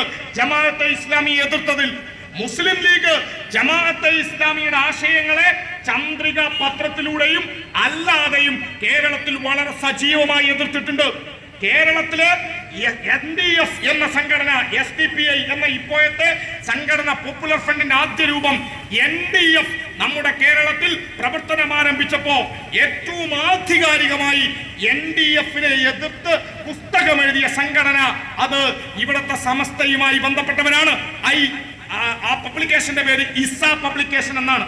ഇസ്ലാമിക് സാഹിത്യ അക്കാദമി അമീദ് ഫൈസി അമ്പലക്കടവ് എന്ന് പറയുന്ന ഇസ്ലാമിക പണ്ഡിതനാണ് NDF എന്തുകൊണ്ട് വിമർശിക്കപ്പെടുന്നു എന്ന പുസ്തകം കേരളത്തിന്റെ രാഷ്ട്രീയ ചരിത്രത്തിൽ ആദ്യമായി ഇസ്ലാമിക് പെർസ്പെക്ടീവിൽ NDF എന്ന പോപ്പുലർ ഫ്രണ്ട് എന്ന ഇസ്ലാമിക വർഗീയ പ്രസ്ഥാനത്തെ ഈ സമുദായം എന്തുകൊണ്ട് പടിക്ക് പുറത്തു നിർത്തണം എന്ന് വിശദീകരിച്ചത്. ജമാഅത്തെ ഇസ്ലാമിയെ കോട്ടക്കൽ വെച്ച് നടന്ന ഒരു സമ്മേളനത്തിലൂടെ മുസ്ലിം ലീഗ് അതിനിശ്ചിതമായി വിമർശിക്കുകയും ജമാഅത്തെ ഇസ്ലാമി ലോകത്തിലെ ഇസ്ലാമിനെ ഭീകരവാദത്തിന്റെ പര്യായ പദമാക്കി മാറ്റുന്നവരാണ് എന്ന് തുറന്നെഴുതുകയും ചെയ്തു. അതിനെതിരെ അന്നത്തെ SIO-യുടെ പ്രസിഡന്റായ ജമാഅത്തെ ഇസ്ലാമിയുടെ വിദ്യാർത്ഥി സംഘടന പ്രസിഡന്റായ ഇന്നത്തെ ദാവൂദ് ലേഖനം എഴുതിയിട്ടുണ്ട്. ആ ലേഖനവും ഇന്ന് നിങ്ങൾക്ക് പരിശോധിക്കാവുന്നതാണ്. ജമാഅത്തെ ഇസ്ലാമി എന്ന സംഘടന ഇന്ന് ലീഗിന് പ്രിയപ്പെട്ടവരായി മാറുന്നതിന് കാരണം മൗദൂദിയുടെ ബാധ പാണക്കാട് കൊടപ്പനക്കൽ തറവാട്ടിലേക്ക് എത്തുന്നു. എന്താണ് അവരുടെ ഏറ്റവും പ്രധാനപ്പെട്ട പ്രശ്നം? നമ്മൾ എന്തിനാണ് ലീഗിനെ എതിർക്കുമ്പോ പാണക്കാട് തങ്ങന്മാരെ കൂടി ഇപ്പോൾ പറയുന്നത്? അവരോടുള്ള ആദരവ്, ബഹുമാനം ഒരു സമുദായം വെച്ചു പുലർത്തുമ്പോ ആ സമുദായത്തിന്റെ ആദരവിനെ അംഗീകരിച്ചുകൊണ്ട് തന്നെ പറയട്ടെ. കേരളത്തിൽ വന്ന 70ഓളം സയ്യിദ് പരമ്പരയിൽ, സിൽസിലകളിൽ, അവരുടെ കബീലകളിൽ എന്ത് പ്രത്യേകതയാണ്? ഞാൻ നേരത്തെ ഇനിയും എല്ലാ തങ്ങൾ കുടുംബങ്ങളെ കുറിച്ചും ജമല്ലൈലി ഉൾപ്പെടെ തങ്ങൾ കുടുംബങ്ങളെ കുറിച്ച് വേണമെങ്കിൽ നമുക്കിവിടെ വിശദീകരിക്കാം. CPM തയ്യാറാ. അവർക്കൊന്നുമില്ലാത്തത് ഇവർക്ക് നൽകാൻ ഒരേ ഒരു കാരണമേ ഉള്ളൂ. ആ ഒരേ ഒരു കാരണം മുസ്ലിം ലീഗിന്റെ സംസ്ഥാന പ്രസിഡന്റ് പദവിയിൽ അവരിയ്ക്കുന്നു എന്നതാണ്. മുസ്ലിം ലീഗ് എന്ന രാഷ്ട്രീയ പാർട്ടിയാണോ കേരളത്തിലെ മുസ്ലിം സംഘടനകളുടെ എല്ലാ കാര്യങ്ങളും തീരുമാനിക്കേണ്ടത്? ആ മുസ്ലിം ലീഗ് എന്ന രാഷ്ട്രീയ പാർട്ടിയെ ഏതെങ്കിലും ഒരു രാഷ്ട്രീയ പാർട്ടിയോ ഏതെങ്കിലും ഒരു പ്രസ്ഥാനമോ വിമർശിച്ചാൽ അവരെ ഇസ്ലാമിൽ നിന്ന് പുറത്ത് ഇസ്ലാമിന്റെ എതിരാളികൾ, ഹിന്ദുത്വ, മാർക്സിസം എന്നൊക്കെ വിശേഷിപ്പിക്കുന്നവരോട് ആരാണ് യഥാർത്ഥത്തിൽ വർഗീയവാദി എന്ന് പ്രവാചക വചനം ഉപയോഗിച്ചുകൊണ്ട് നിങ്ങൾ പരിശോധിക്കേണ്ടതാണ്. ജമാഅത്തെ ഇസ്ലാമിയെ നമ്മൾ എതിർക്കുന്നത് എന്തുകൊണ്ടാണ്? CPIM ജമാഅത്തെ ഇസ്ലാമിയെ എതിർക്കുന്നത് ഇന്നോ ഇന്നലെയോ അല്ല. ചില ആളുകൾ പറയും ചില ഇലക്ഷനിലൊക്കെ അവർ നിങ്ങൾക്ക് വോട്ട് ചെയ്തില്ലേ എന്ന്. ഇലക്ഷൻ കഴിഞ്ഞ് ജയിക്കുന്ന സമയത്ത് പഞ്ചായത്തിലോ എവിടെയെങ്കിലും ഒന്ന് ഞങ്ങളും വോട്ട് ചെയ്തിട്ടുണ്ട് എന്ന് പറയുന്ന പല ജമാഅത്തുകാരും പല സ്ഥലത്തുണ്ടായിട്ടുണ്ട്. എന്നാൽ അതേ കാലയളവിൽ കുറച്ചുകൂടി വ്യക്തമായി പറഞ്ഞാൽ TK ഹംസാക്ക മഞ്ചേരിയിൽ തെരഞ്ഞെടുപ്പിൽ ജയിച്ചതിന്റെ സമയത്ത് ഇവിടുത്തെ ജമാഅത്തുകാർ പിന്തുണച്ചിരുന്നു എന്നാ ഇപ്പൊ ചിലർ പറയുന്നത്. എന്നാൽ അതേ വർഷം അതേ ജമാഅത്തുകാരന്റെ പ്രബോധനം എന്ന് പറയുന്ന പ്രസിദ്ധീകരണം കമ്മ്യൂണിസ്റ്റ് പാർട്ടിക്കെതിരെ അതിനിശ്ചിതമായ വിമർശനം ഉന്നയിച്ചുകൊണ്ട് അന്നും എഴുതിയിട്ടുണ്ട്, ഇപ്പോഴും എഴുതുന്നുണ്ട്. നമ്മൾ എന്തുകൊണ്ടാണ് ജമാഅത്തെ ഇസ്ലാമിയെ എതിർക്കുന്നത്? ജമാഅത്തെ ഇസ്ലാമിയെ CPIM എതിർക്കാൻ കാരണമുണ്ട്. ആ കാരണം എന്തുകൊണ്ടാണോ നമ്മൾ RSSനെ എതിർക്കുന്നത് അതേ കാരണം കൊണ്ടാണ്. RSS എന്നാൽ നമ്മുടെ രാജ്യത്തിന്റെ മതനിരപേക്ഷതയെ, നമ്മുടെ ബഹുസ്വരതയെ, നമ്മുടെ ജനാധിപത്യ മൂല്യങ്ങളെ, നമ്മുടെ ഭരണഘടനാപരമായ ധാർമ്മികതയെ അട്ടിമറിച്ചുകൊണ്ട് ഇന്ത്യ എന്ന ബഹുസ്വര ജനാധിപത്യ രാജ്യത്തെ ഒരു മതരാഷ്ട്രമാക്കാൻ ശ്രമിക്കുന്നവരാണ്. RSS ഇന്ത്യ വിരുദ്ധതാണ്. RSS ഇന്ത്യ എന്ന ആശയത്തെ അട്ടിമറിക്കുന്നവരാണ്. അവരെ നമ്മൾ എതിർക്കാനുള്ള ഏറ്റവും പ്രധാനപ്പെട്ട കാരണം അവർ നമ്മുടെ ഒരുമയെ തകർക്കുന്നവരാണ്. അതേ കാരണങ്ങൾ കൊണ്ട് നമ്മൾ ജമാഅത്തെ ഇസ്ലാമി എതിർക്കും. അപ്പൊ ചില ആളുകൾ ചോദിക്കും, അതിനിപ്പോ ജമാഅത്തെ ഇസ്ലാമി ഇവിടെ കലാപങ്ങൾ സൃഷ്ടിച്ചിട്ടുണ്ടോ? ജമാഅത്തെ ഇസ്ലാമിക്കാർ ഇവിടെ മാന്യന്മാരായി നടക്കുന്നവരല്ലേ? അവരെ നിങ്ങൾ ഇങ്ങനെ പറയാമോ? ഞങ്ങൾ പറയും, ഞങ്ങളുടെ മുന്നിൽ തെളിവുണ്ട്. പ്രിയപ്പെട്ടവരെ, ഞാൻ ഈ ഉയർത്തി കാണിക്കുന്ന പുസ്തകം പ്രസിദ്ധീകരിച്ചത് ചിന്തയല്ല. ഞാൻ ഈ കാണിക്കുന്ന പുസ്തകം പ്രസിദ്ധീകരിച്ചത് ദേശാഭിമാനിയോ CPIMന്റെ ഏതെങ്കിലും പ്രസിദ്ധീകരണങ്ങളോ അല്ല. ഈ പുസ്തകം എഴുതിയ മനുഷ്യന്റെ ഫോട്ടോയാണ് ഈ കാണുന്നത്. ഈ പുസ്തകം എഴുതിയ ആളുടെ പേര് മൗലാന അബുൽ അഅ്ല മൗദൂദി എന്നാണ്. ആരാണ് മൗലാന അബുൽ അഅ്ല മൗദൂദി? ജമാഅത്തെ ഇസ്ലാമിയുടെ സ്ഥാപകന്റെ പേരാണ് മൗലാന അബുൽ അഅ്ല മൗദൂദി. എന്തുകൊണ്ട് CPIM മൗദൂദിസത്തെ എതിർക്കുന്നു? എന്തുകൊണ്ട് CPIM മൗദൂദികൾ മുന്നോട്ട് വെക്കുന്ന വാദഗതികൾ ഈ നാടിന്റെ സാമൂഹിക ഐക്യത്തിന് തടസ്സമാണ് എന്ന് പറയുന്നു? ഇത് വെറും പറച്ചിലല്ല. അത് പറയാൻ കാരണം ഈ പുസ്തകം ഞങ്ങളല്ല ഇറക്കിയത്. IPH പ്രസിദ്ധീകരണത്തിന്റെ പേര് IPH Islamic publishing house Kozhikode. പുസ്തകത്തിന്റെ പേര് മതേതരത്വം, ദേശീയത്വം, ജനാധിപത്യം, ഒരു താത്വിക വിശകലനം. ഈ പുസ്തകം ചെറിയൊരു പുസ്തകമാണ്. കാരണം ഇത് പുസ്തകമാക്കാൻ വേണ്ടി എഴുതിയതല്ല. ഇത് പുസ്തകമായി എഴുതിയ ഒന്നല്ല. ഇന്ത്യയും പാകിസ്ഥാനും വിഭജിക്കപ്പെട്ട് രണ്ട് രാഷ്ട്രങ്ങളാവുന്ന ഘട്ടത്തിൽ പാകിസ്ഥാനിലെ രാഷ്ട്രീയ പാർട്ടികളുടെ ഒരു യോഗം മൗദൂദി വിളിച്ചു. ആ രാഷ്ട്രീയ പാർട്ടികളുടെ യോഗത്തിൽ മൗലാന മൗദൂദി എന്ന ജമാഅത്തെ ഇസ്ലാമിയുടെ സ്ഥാപകൻ അവിടെ വെച്ച് ഒരു പ്രസംഗം നടത്തി. ആ പ്രസംഗം പുസ്തക രൂപത്തിൽ അച്ചടിച്ചതാണ്. ഉറുദു ഭാഷയിലെ പ്രസംഗം മലയാളത്തിൽ പ്രസിദ്ധീകരിച്ചത് ജമാഅത്തെ ഇസ്ലാമിയുടെ പ്രസിദ്ധീകരണശാലയായ IPH. ഈ പുസ്തകത്തിന്റെ പേജ് നമ്പർ 25 മൂന്നാമത്തെ പാരഗ്രാഫ്. എന്നെ കേൾക്കുന്നവരെ, മമ്പുറം തങ്ങൾ പഠിപ്പിക്കാത്തത്, സൈനുദ്ദീൻ മക്തൂം പഠിപ്പിക്കാത്തത്, ഉമർ കാസി പഠിപ്പിക്കാത്തത്, കേരളത്തിനകത്തെ വരക്കൽ മുല്ലക്കോയ തങ്ങൾ ഉൾപ്പെടെയുള്ള സൂഫി വര്യന്മാരായ മുസ്ലിം ആചാര്യന്മാർ ഈ നാട്ടിൽ പഠിപ്പിക്കാത്തത് മൗദൂദി പഠിപ്പിക്കുന്നു. നമുക്ക് മമ്പുറം തങ്ങളെക്കാൾ വലുതല്ല മൗലാന മൗദൂദി. നമുക്ക് ഉമർ കാസിയേക്കാൾ വലുതല്ല മൗദൂദി. നമുക്ക് ഈ നാടിനകത്തെ ഏതെങ്കിലും ഇസ്ലാമിക പണ്ഡിതന്മാരെക്കാൾ വലുതല്ല മൗദൂദി.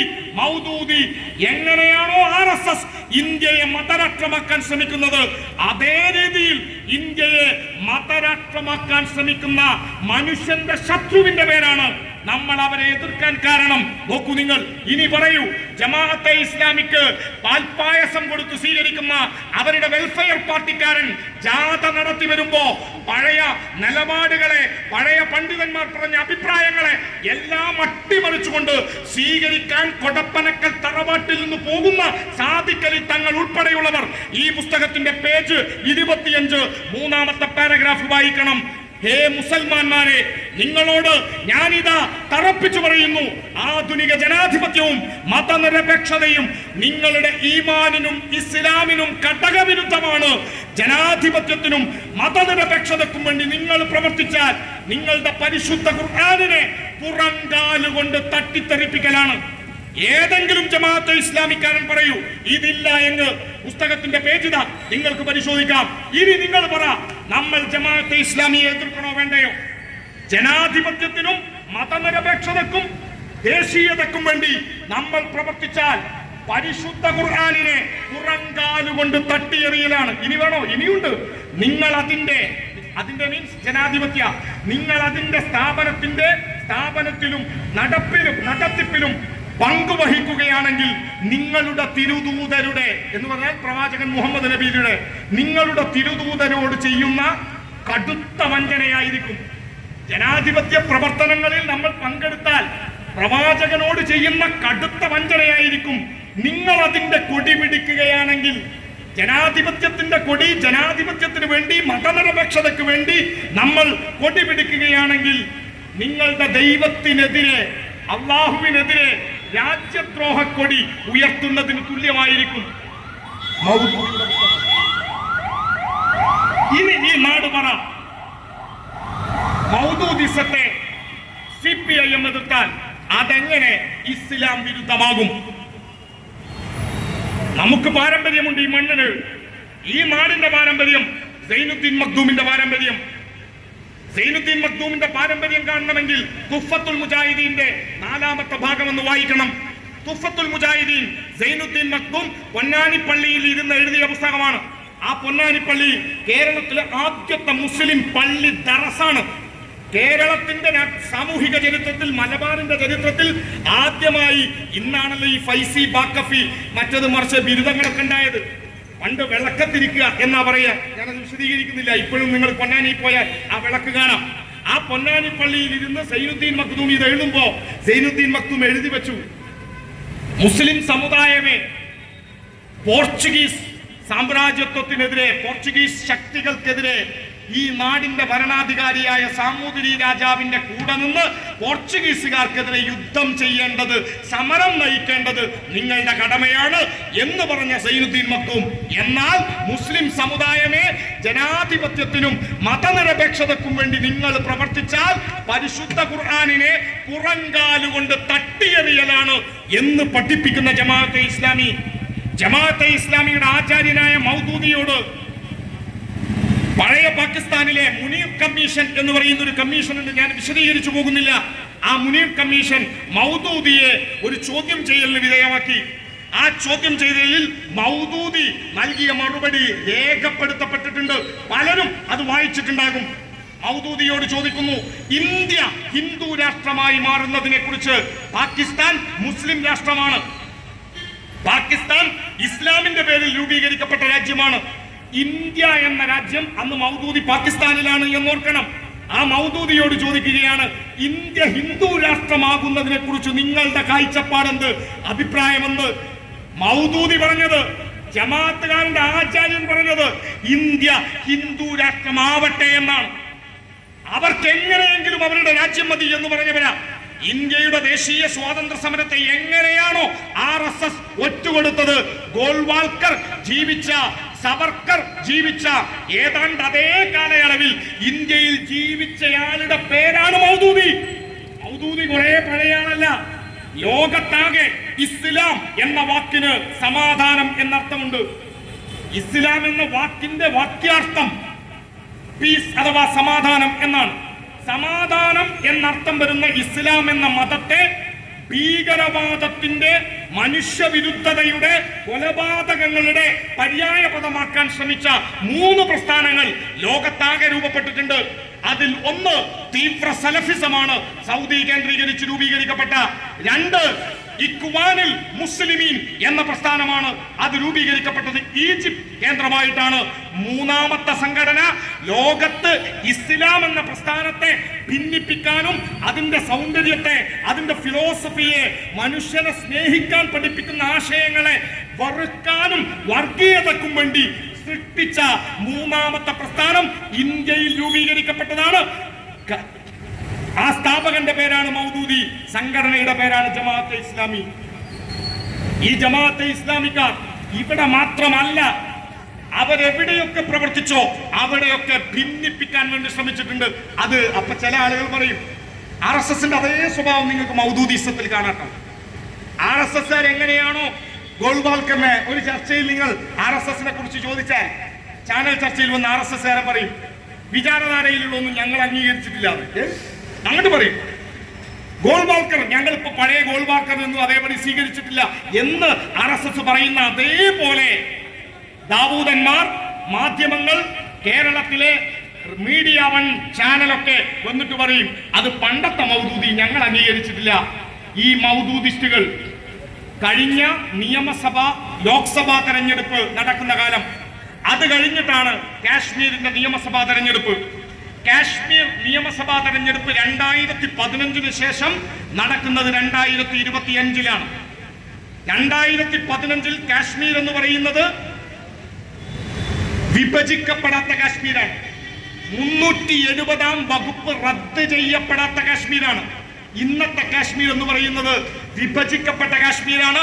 370-ാം വകുപ്പ് റദ്ദ് ചെയ്യപ്പെട്ട കാശ്മീരാണ്. എന്നെ കേൾക്കുന്ന പ്രിയപ്പെട്ടവരെ, BJPക്ക് 2015 കാശ്മീരിലെ കുൽഗാം മണ്ഡലത്തിൽ BJPക്ക് 2015 ഒരു സ്ഥാനാർത്ഥി ഉണ്ടായിരുന്നു. താമര ചിഹ്നത്തിൽ BJPയുടെ സ്ഥാനാർത്ഥി അവിടെ മത്സരിക്കുകയും 2ാം സ്ഥാനത്ത് വരികയും ചെയ്തു. 1ാം സ്ഥാനത്ത് വന്ന സ്ഥാനാർത്ഥിയുടെ പേര് മുഹമ്മദ് യൂസുഫ് തരിഗാമി എന്നാണ്. മുഹമ്മദ് യൂസുഫ് തരിഗാമിയുടെ ചിഹ്നം അരിവാൾ, ചുറ്റിക, നക്ഷത്രമാണ്. ഞാനത് പറയാതെ തന്നെ ഈ നാടിനറിയാം. മുഹമ്മദ് യൂസുഫ് തരിഗാമി 2015 മത്സരിക്കുമ്പോ അവിടെ BJPക്ക് സ്ഥാനാർത്ഥിയുണ്ട്. 2014 മാത്രമാണ് BJP കേന്ദ്രത്തിൽ അധികാരത്തിലേക്ക് ഇന്ന് കാണുന്ന ശക്തിയിൽ വന്നത് എന്ന് നിങ്ങൾക്കറിയാം, എന്ന് എനിക്കറിയാം. 2025 14 BJP അല്ല, കാശ്മീർ വിഭജിച്ചു. 3ാം തവണയും അധികാരത്തിൽ വന്നു. തെരഞ്ഞെടുപ്പ് കമ്മീഷനെ ഉപയോഗിച്ചുകൊണ്ട് കാശ്മീരിന്റെ നിയോജക മണ്ഡലങ്ങളെ BJPക്ക് അനുകൂലമാക്കി. ആ തെരഞ്ഞെടുപ്പിൽ 2015 തെരഞ്ഞെടുപ്പിൽ കാശ്മീർ നിയോജക മണ്ഡലമായ കുൽഗാമിൽ സഖാവ് യൂസുഫ് തരിഗാമി CPIM വേണ്ടി മത്സരിക്കുന്നു. തരിഗാമി മത്സരിക്കുമ്പോൾ സ്വാഭാവികമായും എന്നെ കേൾക്കുന്നവർ പരിശോധിക്കൂ. ഈ ആവേശ പ്രസംഗത്തിനപ്പുറം ചിന്തിക്കാൻ വേണ്ടി മാത്രം പറയാം. 2015 മത്സരിച്ചതിനേക്കാൾ സ്ട്രോങ് ആയി 2025 മത്സരിക്കാം. കാരണം ഫണ്ട് ഉണ്ട്, സംവിധാനമുണ്ട്, ഇലക്ഷൻ കമ്മീഷൻ പോലും അവർ പറയുന്നത് കേൾക്കുന്നുണ്ട്. ആ തെരഞ്ഞെടുപ്പിൽ പക്ഷേ BJP താമര ചിഹ്നത്തിലോ അല്ലാതെയോ സ്ഥാനാർത്ഥിയെ വെച്ചില്ല. 2025 BJP സ്ഥാനാർത്ഥിയെ വെച്ചില്ല എന്ന് മാത്രമല്ല, ആ BJPയുടെ പിന്തുണ വേറെ ഒരു കൂട്ടർക്ക് ലഭിച്ചു. BJPയുടെ പിന്തുണയിൽ അവിടെ മുഹമ്മദ് യൂസുഫ് തരിഗാമിക്കെതിരെ മത്സരിച്ച പാർട്ടിയുടെ പേര് ജമാഅത്തെ ഇസ്ലാമി കാശ്മീരി എന്നാണ്.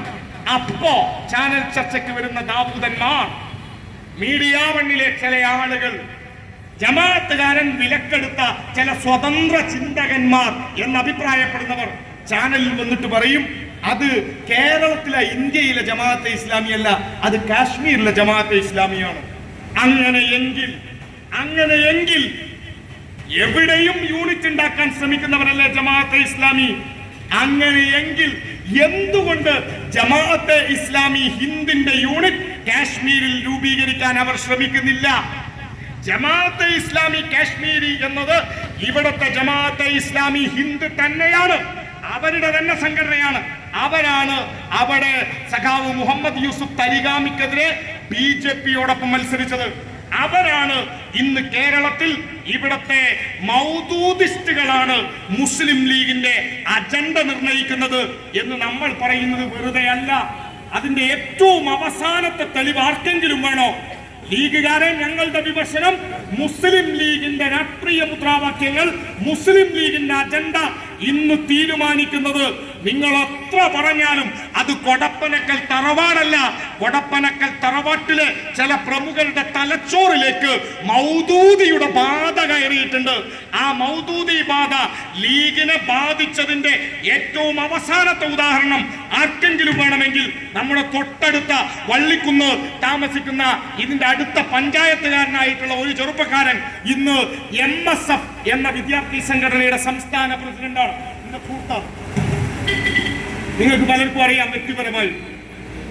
MSFന്റെ സംസ്ഥാന പ്രസിഡന്റ് കഴിഞ്ഞ ദിവസം SFIക്കെതിരെ ഒരു പത്രസമ്മേളനം നടത്തി. തെറ്റില്ല, SFIയെയും ഏത് രാഷ്ട്രീയമായി വിമർശിക്കാനുള്ള അവരുടെ ജനാധിപത്യ അവകാശം അത് അവർക്ക് ഉപയോഗിക്കാം. പക്ഷേ ആ വിമർശനത്തിൽ MSFന്റെ സംസ്ഥാന പ്രസിഡന്റായ നമ്മുടെ തൊട്ടടുത്ത പഞ്ചായത്തുകാരനായ ചെറുപ്പക്കാരൻ പറഞ്ഞ വാക്കിങ്ങനെയാണ്: SFI ഹിന്ദുത്വ മാർക്സിസ്റ്റുകളാണ്. ഹിന്ദുത്വ മാർക്സിസം എന്ന വാക്ക് ആരുടേതാണ്? നേരത്തെ സഖാവ് ഉൾപ്പെടെ പറഞ്ഞു, സോഷ്യൽ മീഡിയകളിൽ ഞാനോ നിങ്ങളോ ഒരു പോസ്റ്റ് ഇട്ടാൽ SFIക്കാരൻ, CPMകാരൻ, DYFIക്കാരൻ ഇവിടെ ദാറുൽ ഹുദ വിഷയവുമായി ബന്ധപ്പെട്ട് എന്തെങ്കിലും അഭിപ്രായം പറഞ്ഞാൽ അപ്പ വരും നിങ്ങളുടെ പോസ്റ്റിന് താഴെ. ഇബ്രാഹിം കുട്ടിയാക്ക ഫേസ്ബുക്കിലിട്ട പോസ്റ്റുകളുടെ താഴെ വന്ന കമന്റുകൾ വായിച്ചാൽ അറിയാം. സംഘാവ് സംഘാവ് സംഘാവ്. ആരാണ് സംഘാവ്? സഖാവ് എന്ന വാക്ക് ആരുണ്ടാക്കിയത്? സഖാവ് എന്ന വാക്ക് കോമ്രേഡ് എന്ന ഇംഗ്ലീഷ് വാക്കിന്റെ മലയാള പരിഭാഷയാണ്. സഖാവ് എന്ന വാക്കിന് ആണോ പെണ്ണോ വ്യത്യാസമില്ല. സഖാവ് എന്ന വാക്കിന് ഉയർന്നവനോ താഴ്ന്നവനോ വ്യത്യാസമില്ല. സഖാവ് എന്ന വാക്ക് ഏതൊരു മനുഷ്യനും അഭിമാനത്തോടെ പേരിന്റെ മുന്നിൽ കൊണ്ടു നടക്കുന്ന അഭിമാനത്തിന്റെ പ്രതീകമാണ്. ആ സഖാവ് എന്ന പദം കേരളത്തിന്റെ സാമൂഹിക മണ്ഡലത്തിന് സംഭാവന നൽകിയ മനുഷ്യന്റെ പേര് സഹോദരൻ അയ്യപ്പൻ എന്നാണ്. കേരളത്തിന്റെ നവോത്ഥാന ചരിത്രത്തിൽ നാരായണ ഗുരുദേവന്റെ ഏറ്റവും അടുത്ത ശിഷ്യനായ സഹോദരൻ അയ്യപ്പനാണ് ചരിത്രത്തിലാദ്യമായി മലയാള ഭാഷയിൽ സഖാവ് എന്ന വാക്ക്, കോമ്രേഡ് എന്ന വാക്കിന്റെ മലയാളം ഉപയോഗിച്ചത്. ആ സഖാവ് എന്ന വാക്കിന് ഇപ്പോൾ ജമാഅത്ത് തലച്ചോറുകാർ ഉണ്ടാക്കിയ വാക്കാണ് സംഘാവ്. സംഘിയുടെ ഘ അക്ഷരം ചെറുതായിട്ടൊന്ന് മാറ്റും. സഖാവ് എന്ന വാക്കിനെ ഒന്ന് എഡിറ്റ് ചെയ്തിട്ട് സംഘാവ് എന്ന് വിളിക്കുന്നു. എന്ത് സംഗീതരമാണ് പ്രിയപ്പെട്ടവരെ കമ്മ്യൂണിസ്റ്റുകാരൻ ഈ നാടിനോട് ചെയ്തത്? ഞാൻ നിൽക്കുന്നത് തിരൂരങ്ങാടിയിലാണ്. ഈ തിരൂരങ്ങാടിക്കും ഇതിന്റെ തൊട്ടടുത്തുള്ള പ്രദേശങ്ങൾക്കും മലബാറിന്റെ ധീര പോരാട്ടങ്ങളുടെ ചരിത്രം ഏറെ പറയാനുണ്ട്. വാരിയംകുന്നത്ത് കുഞ്ഞഹമ്മദ് ഹാജിയുടെ, മമ്പുറം തങ്ങളുടെ ധീരരായ ദേശാഭിമാനികൾ ഈ നാടിനു വേണ്ടി പൊരുതി മരിച്ചതിന്റെ ചരിത്രം പറയാൻ ഏറെയുള്ള മണ്ണ് നമ്മുടെ മലപ്പുറത്തിന്റെ മണ്ണ്, ഈ തിരുരങ്ങാടിയുടെ മണ്ണ്. ഈ മണ്ണിൽ നിന്നുകൊണ്ട് കമ്മ്യൂണിസ്റ്റ് പ്രസ്ഥാനത്തിന്റെ ഈ ചെമ്പതാകയുടെ തണലിൽ നിന്ന് നെഞ്ചത്ത് കൈവച്ച് ഈ നാടിനോട് ഇടതുപക്ഷം ചോദിക്കും, CPIM ചോദിക്കും, ഞങ്ങൾ കമ്മ്യൂണിസ്റ്റുകാരൊക്കെ ഏതോ മതത്തെ തകർക്കാൻ ശ്രമിക്കുന്നവരാണ് എന്ന് അപ്പുറത്തു നിന്ന് ഉണ്ടാക്കി വിടുന്ന പച്ചക്കള്ളങ്ങൾ വിശ്വസിക്കുന്ന ചില കൂട്ടരോട് നമ്മൾ ചോദിക്കും, നിങ്ങൾ ചരിത്രം പറ. 1921 മലബാർ സമരം, 1921 കഴിഞ്ഞ് 100 കൊല്ലം കഴിയുമ്പോൾ 2021 ചെമ്മാട്ടങ്ങാടിയിൽ മാത്രം, അന്ന് ഞാൻ പുരോഗമന കലാസാഹിത്യ സംഘത്തിന്റെ തിരൂരങ്ങാടിയിലെ സെക്രട്ടറിയുടെ ചാർജുള്ള സമയമാണ്.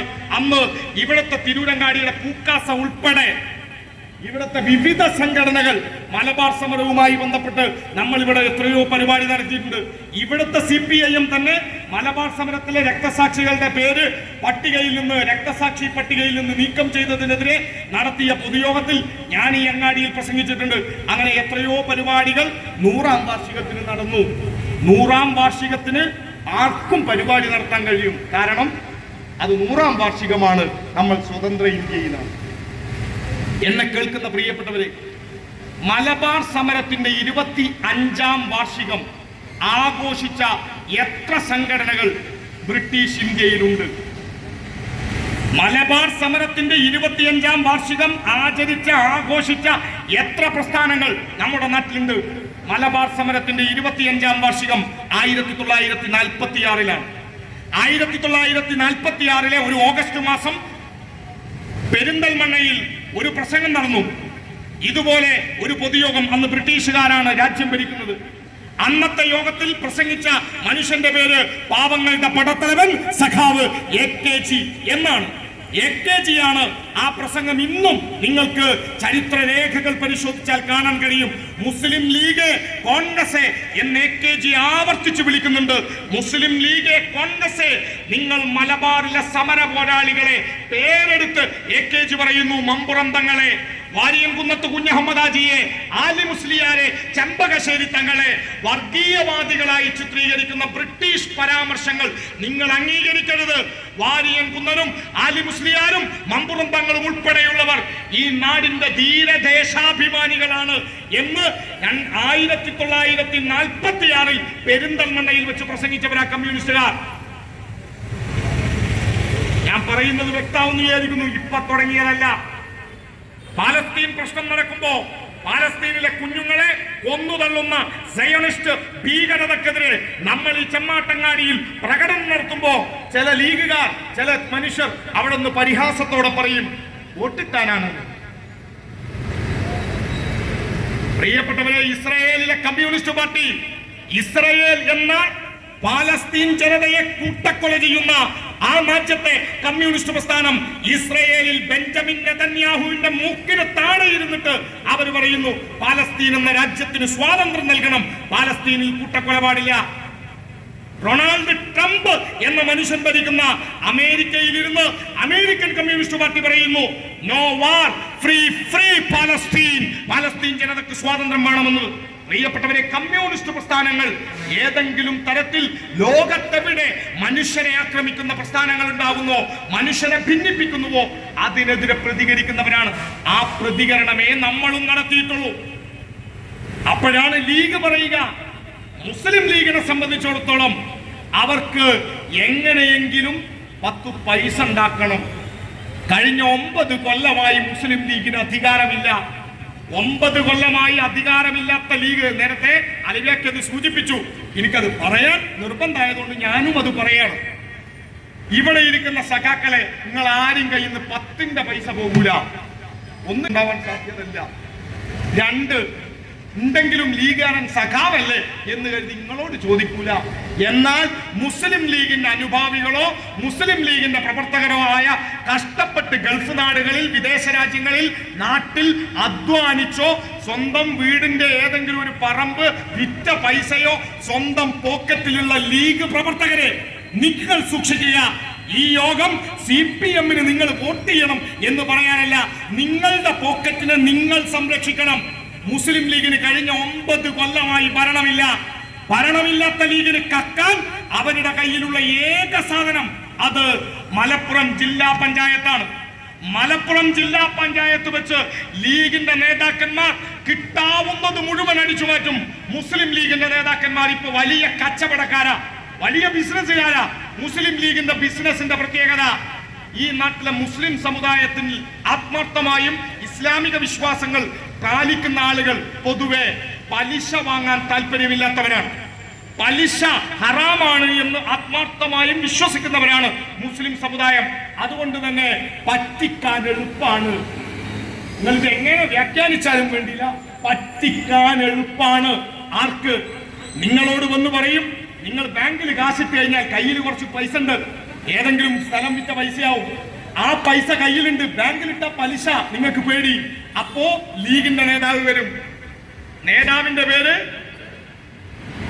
ഇവിടുത്തെ ഏതെങ്കിലും പ്രാദേശിക ലീഗ് നേതാവാകും, ജില്ലാ പഞ്ചായത്തിന്റെ പ്രസിഡന്റ് ആവും, ജില്ലാ പഞ്ചായത്തിന്റെ വൈസ് പ്രസിഡന്റ് ഇസ്മായിൽ മുത്തേടമാകും, ലീഗിന്റെ പ്രമുഖരായിരിക്കും, ചിലപ്പോ കാസർകോട്ടെ കമറുച്ചയാകും. എന്നിട്ട് പറയും, ഞങ്ങൾ ഒരു പുതിയ സംരംഭം തുടങ്ങുന്നുണ്ട്, നിങ്ങൾ കയ്യിലെ പൈസ തരി. ആരാ പറയുന്നത്? സകല തട്ടിപ്പും പാണക്കാട്ട് തങ്ങന്മാരോട് സ്നേഹത്തോടെ പറയാനുള്ളത്, നിങ്ങൾ തങ്ങൾ പരമ്പരയുടെ സത്യസന്ധത കാത്തു സൂക്ഷിക്കാൻ നിർബന്ധമായും പാലിക്കേണ്ട മനുഷ്യരാ. നിങ്ങൾക്ക് വ്യക്തിപരമായി അതുണ്ടോ ഇല്ലയോ എന്നതല്ല, കേരളത്തിൽ തങ്ങൾ പരമ്പരക്കൊരു പാരമ്പര്യമുണ്ട്, അത് പാലിക്കാൻ ഏറ്റവും ചുരുങ്ങിയ ബാധ്യത പാണക്കാട് കുടുംബത്തിനുണ്ട്. നാട്ടിൽ എന്ത് ഉഡായിപ്പ് ഫേം ഉണ്ടായാലും അതിന്റെ പ്രസിഡന്റ് സ്ഥാനത്ത് തങ്ങൾ ഉണ്ടാകും. എന്നിട്ട് തങ്ങളുടെ പേരും പറഞ്ഞിട്ടാണ് ഇവിടുത്തെ ലീഗിന്റെ ഉഡായിപ്പ് സംഘത്തിന്റെ നേതാവ് എന്ന് നിങ്ങളെ കാണുക. നിങ്ങളോട് വന്ന് പറയും, നിങ്ങളെ കയ്യിൽ പെരവിറ്റ പൈസ ഉണ്ടല്ലേ, മോൻ ഗൾഫിൽ നിന്ന് അയച്ച കുറച്ച് പൈസ നിങ്ങളെ കയ്യിലുണ്ടല്ലേ, ഒരു കാര്യം ചെയ്യും, തങ്ങൾ പ്രസിഡന്റ് ആയിട്ട് നമ്മളൊരു സംവിധാനം തുടങ്ങുന്നുണ്ട്, ആരാ പ്രസിഡന്റ്? തങ്ങള്. എല്ലാത്തിനും ഉണ്ടാവും. തങ്ങള് പ്രസിഡന്റ് ആയിട്ട് ഞങ്ങളൊരു പരിപാടി തുടങ്ങുന്നുണ്ട്. നിങ്ങളെ കയ്യിലുള്ള 10 ലക്ഷം തരൂ, 1 കോടി തരൂ, 2 കോടി തരൂ. കയ്യിലുള്ള 10 രൂപ അവർ എഴന്നു വാങ്ങും. സ്വാഭാവികമായും കുറച്ചു കഴിഞ്ഞ് നിങ്ങളുടെ പണം കിട്ടാതെ വരുമ്പോ കേസും നിയമപ്രശ്നങ്ങളും വേറെ. അത് ഞാൻ വിശദീകരിക്കുന്നില്ല. നേരത്തെ അലവിയൊക്കെ പറഞ്ഞു. ഇസ്ലാമികമായ ഒരു പ്രശ്നം അവിടെ നിങ്ങളുടെ മുന്നിൽ ഉദിക്കും. വിശ്വാസിയെ സംബന്ധിച്ചിടത്തോളം പ്രതിസന്ധിയിലാകും. എങ്ങനെ? നിങ്ങൾ വിശ്വാസിയായതുകൊണ്ട്, വിശ്വാസിയായ ഒരാൾക്ക് പലിശ വാങ്ങലിൽ മനസാക്ഷി കുത്തുണ്ടായതുകൊണ്ട് അയാൾ പലിശക്ക് വേണ്ടിയല്ല പണം കൊടുത്തത്. എന്തിനാണ്? ലാഭം കിട്ടാനാണ്.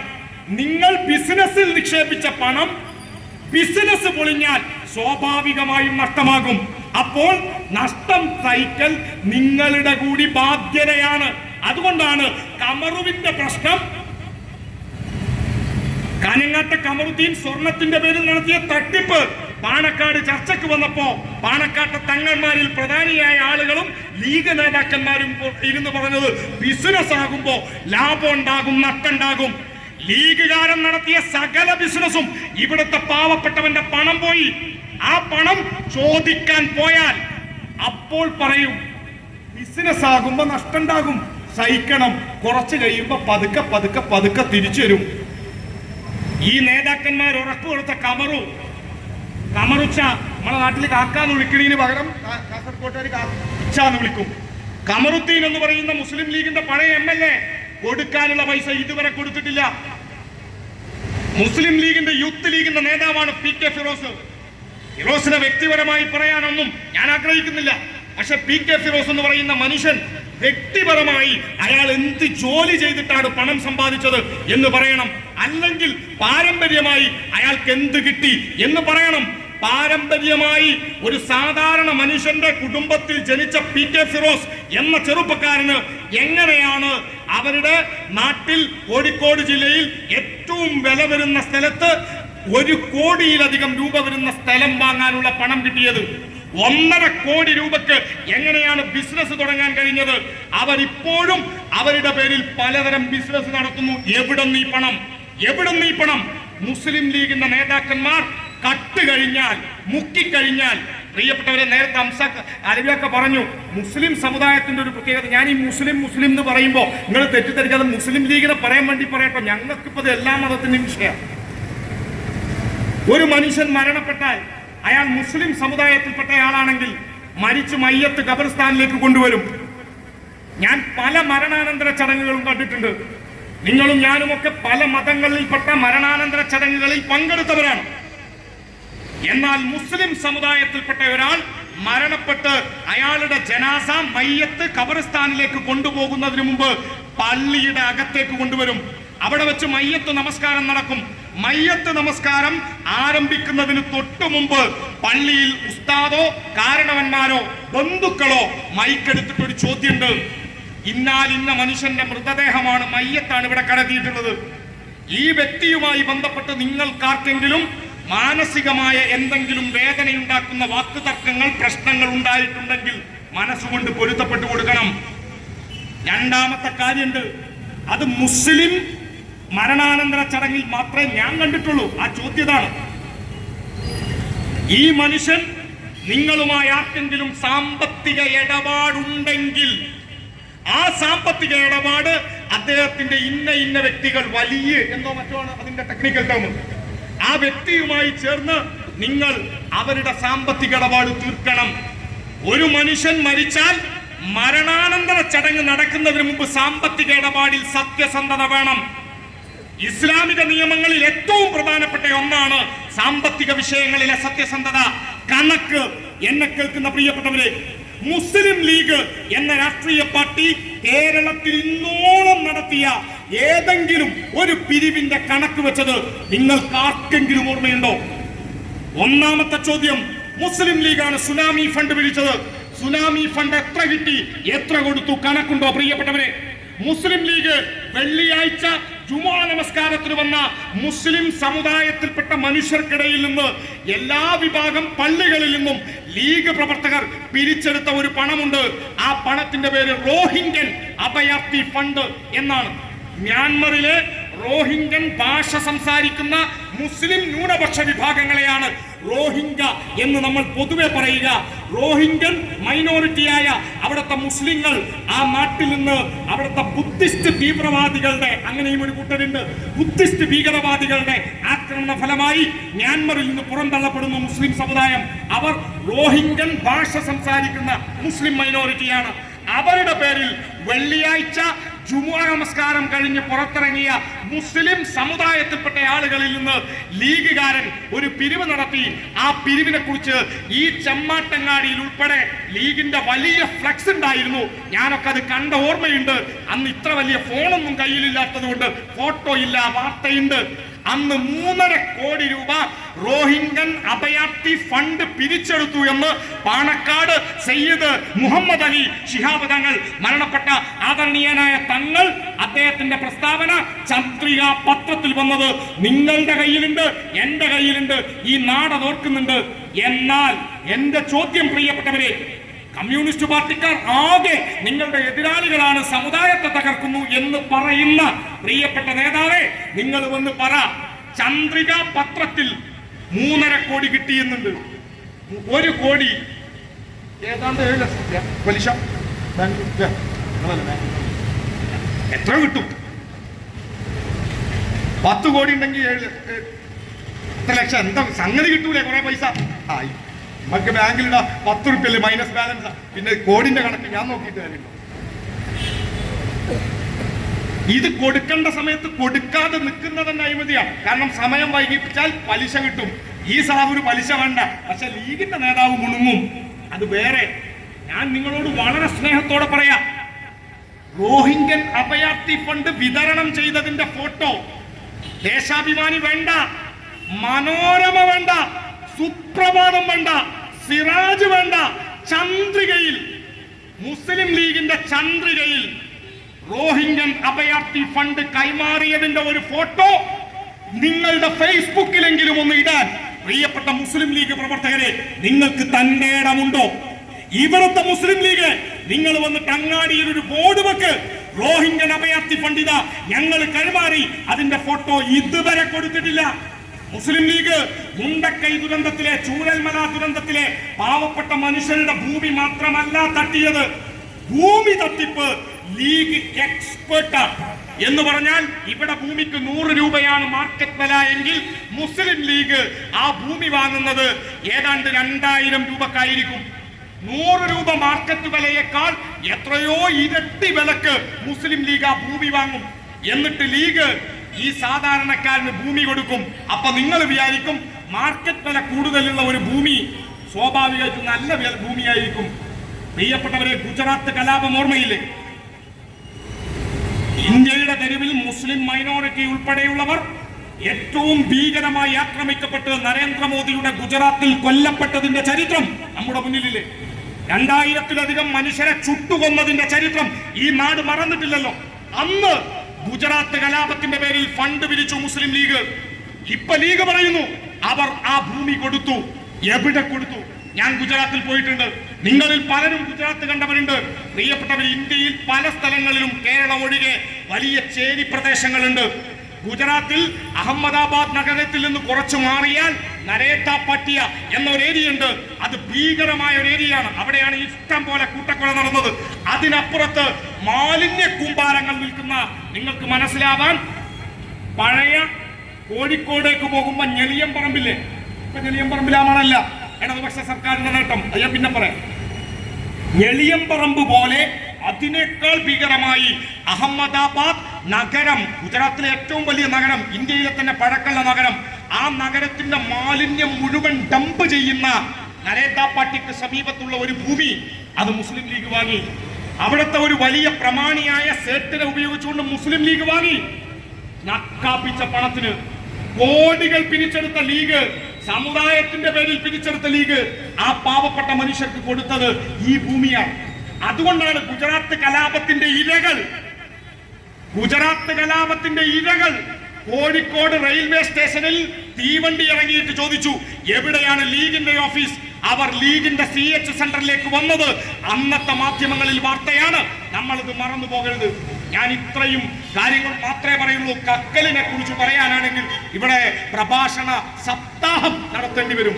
ലീഗിന്റെ പുതിയ കക്കൽ, പഴയ കക്കൽ, വരാൻ പോകുന്ന കക്കൽ. മുസ്ലിം ലീഗിനെ കുറിച്ച് പണ്ടേ അംസാക്ക പറഞ്ഞിട്ടുണ്ട്. 3 വാക്കുകളിൽ ലീഗിനെ വിശദീകരിക്കാം: കക്കുക, നക്കുക, മുക്കുക. Nothing more, nothing less. Pinarayi Vijayan എന്ന കേരളത്തിന്റെ മുഖ്യമന്ത്രി മുസ്ലിം ലീഗിനെ വളരെ സൂക്ഷ്മമായി വിശദീകരിച്ചുകൊണ്ട് പറഞ്ഞു, മുസ്ലിം ലീഗ് എന്ന രാഷ്ട്രീയ പാർട്ടിക്ക് നിലനിൽക്കണമെങ്കിൽ മുസ്ലിം സമുദായത്തിന്റെ പേര് വേണം. മുസ്ലിം ലീഗ് എന്ന രാഷ്ട്രീയ പാർട്ടിക്ക് നിലനിൽക്കണമെങ്കിൽ മുസ്ലിം സമുദായത്തിന്റെ പേര് വേണം. എന്നാൽ മുസ്ലിം സമുദായത്തിന് നിലനിൽക്കണമെങ്കിൽ മുസ്ലിം ലീഗിന്റെ പേര് വേണ്ട. അപ്പൊ ചിലരൊക്കെ പറയും, ലീഗ് ഉണ്ടായത് കൊണ്ടല്ലേ കണ്ട സാധനമൊക്കെ കിട്ടിയത്. ഇപ്പൊ നിങ്ങൾക്ക് കണ്ണിലെ കരടാ. ഞങ്ങൾ ദാറുൽ ഹുദയിലെ ആ വേസ്റ്റിനെ കുറിച്ച് പറഞ്ഞതോടുകൂടി ഇവിടുത്തെ CPM-മാർ മുഴുവൻ എന്തോ മതത്തെ എതിർക്കാൻ വരിക എന്നൊക്കെ പറയുന്ന ആളുകളോട് സ്നേഹത്തോടെ, എന്നാണ് മലപ്പുറം ജില്ല ഉണ്ടായത്, എന്നാണ് കാലിക്കറ്റ് സർവകലാശാല ഉണ്ടായത്. അപ്പോ അപ്പുറത്ത് നിൽക്കുന്ന ഈ ലീഗിന് വേണ്ടി മാത്രം പണിയെടുക്കാൻ തൊപ്പിക്കിടക്കുന്ന കുറച്ച് ആളുകളുണ്ട്. യഥാർത്ഥത്തിൽ ഞാനും കുറച്ചു കാലം ദർസിൽ പോയതാണ്. നല്ല പണിയാണ്. ദർസിൽ പോയി അത് പഠിച്ചുണ്ടാക്കാൻ നല്ല മെനക്കേടാണ്. ഒരാൾക്ക് ഇസ്ലാമിക ഗ്രന്ഥങ്ങളും അതിന്റെ ചരിത്രവും ഫിഖുവും അതിന്റെ ഭാഗമായ കാര്യങ്ങളും കഷ്ടപ്പെട്ട് പഠിച്ച് മതപരമായ കാര്യങ്ങളെ കുറിച്ച് സൂക്ഷ്മമായി പറയണമെങ്കിൽ നല്ല ധാരണ വേണം. നല്ല ധാരണ. ഇപ്പോ ചില ആളുകളുണ്ട്, അവര് തൊപ്പിട്ട് പോയിട്ടുണ്ടാവും. എന്റെ നാട്ടിലൊക്കെ പണ്ട് കുടുംബത്തിലൊക്കെ തന്നെ അത്യാവശ്യം നാട്ടിൽ കുരുത്തക്കേടൊക്കെ കാണിച്ച് ആളെ കൊണ്ടുപോയിട്ട് ദർശിച്ചെടുക്കും. പണ്ട് 2 ടൈപ്പ് ഓത്ത് നാട്ടിലെ കാരണവന്മാർ, ഉസ്താദ്മാർ തന്നെ പണ്ട് പറയും, 2 ടൈപ്പ് ഓത്തുണ്ട് പള്ളിയിൽ. ഒന്ന് തങ്ങളൊത്താണ്, ഒന്ന് മൂലിയരുട്ടിന്റെ ഒത്താണ്. തങ്ങളൊത്ത് എന്ന് പറഞ്ഞാൽ അതാ പേരുകൊണ്ട് ഇങ്ങനെ നിന്ന് പോകുന്ന ഒരു ഒത്താണ്. മറ്റത് കഷ്ടപ്പെട്ട് പഠിക്കലാണ്. ഇപ്പൊ ലീഗിന് വേണ്ടി പ്രസംഗിക്കുന്ന കുറെ ആളുകളുണ്ട്. അവർക്ക് മതപരമായ വിഷയങ്ങളിലുള്ള സൂക്ഷ്മമായ ധാരണ എത്രത്തോളം ഉണ്ട് എന്ന് ഈ നാട് പരിശോധിക്കണം. നാസർ ഫൈസി കൂടത്തായി, പണ്ടൊരു കൂടത്തായി ചേച്ചി ഉണ്ടായിരുന്നു. 37 കുടുംബത്തിൽപ്പെട്ട 5-6 ആൾക്കാർക്ക് വിഷം കൊടുത്തു.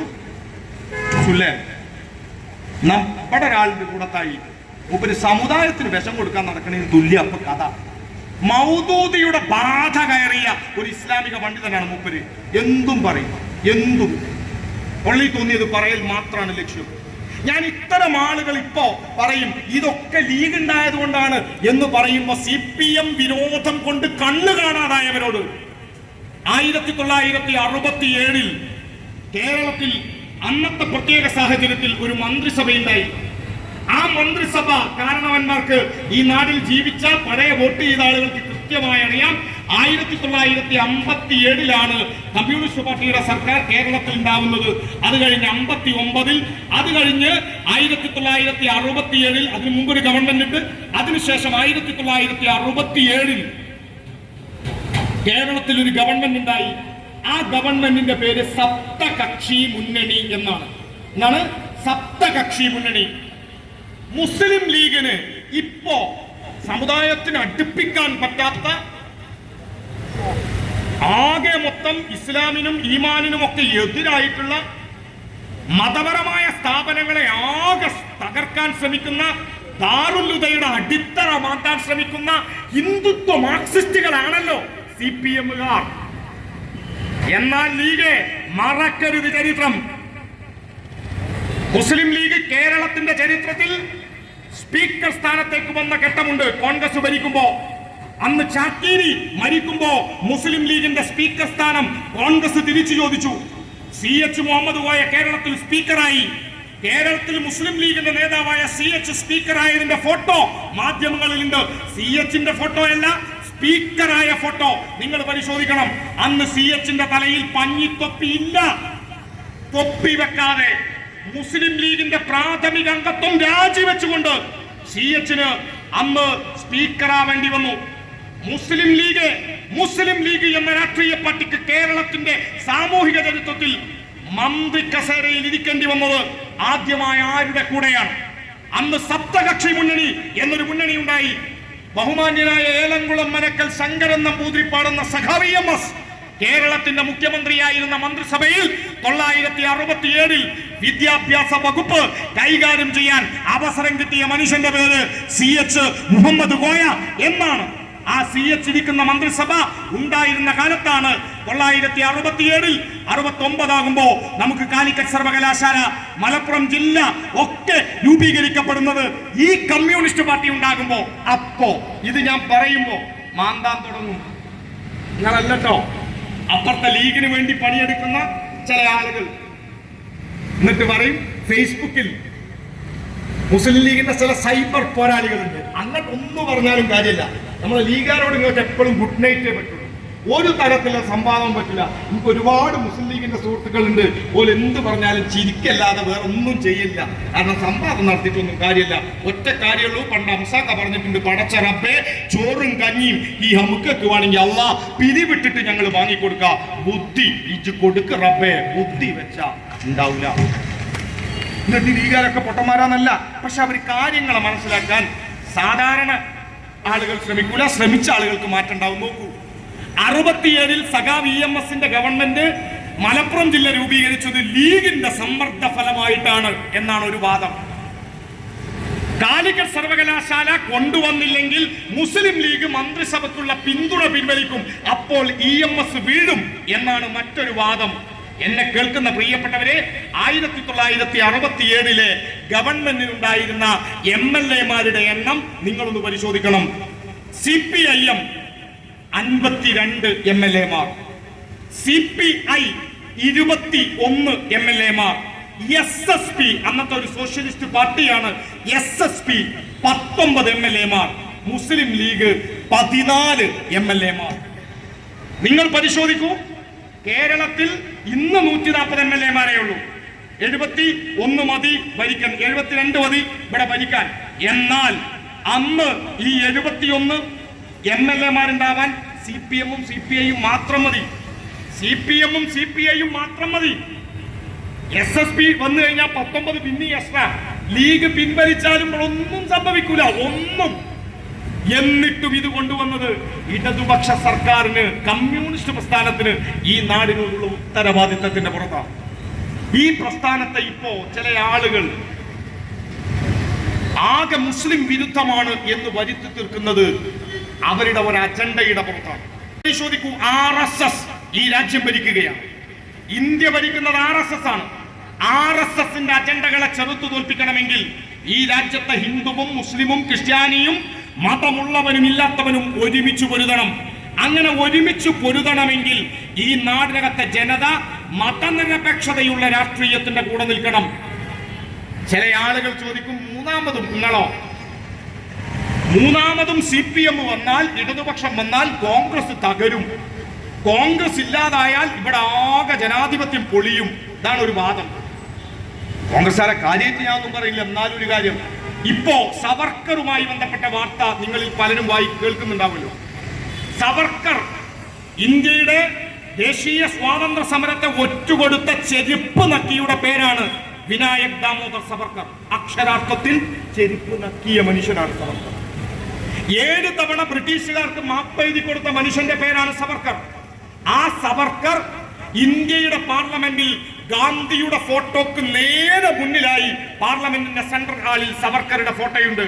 സവർക്കറുടെ ഫോട്ടോ ഗാന്ധിയുടെ ഫോട്ടോക്ക് നേരെ മുന്നിൽ പാർലമെന്റിൽ സ്ഥാപിച്ച പാർട്ടിയുടെ പേര് ഭാരതീയ ജനതാ പാർട്ടി അഥവാ BJP എന്നാണ്. എന്നെ കേൾക്കുന്ന പ്രിയപ്പെട്ടവരെ, ഞാനും നിങ്ങളും സവർക്കറെ എതിർക്കുന്നവരാണ്.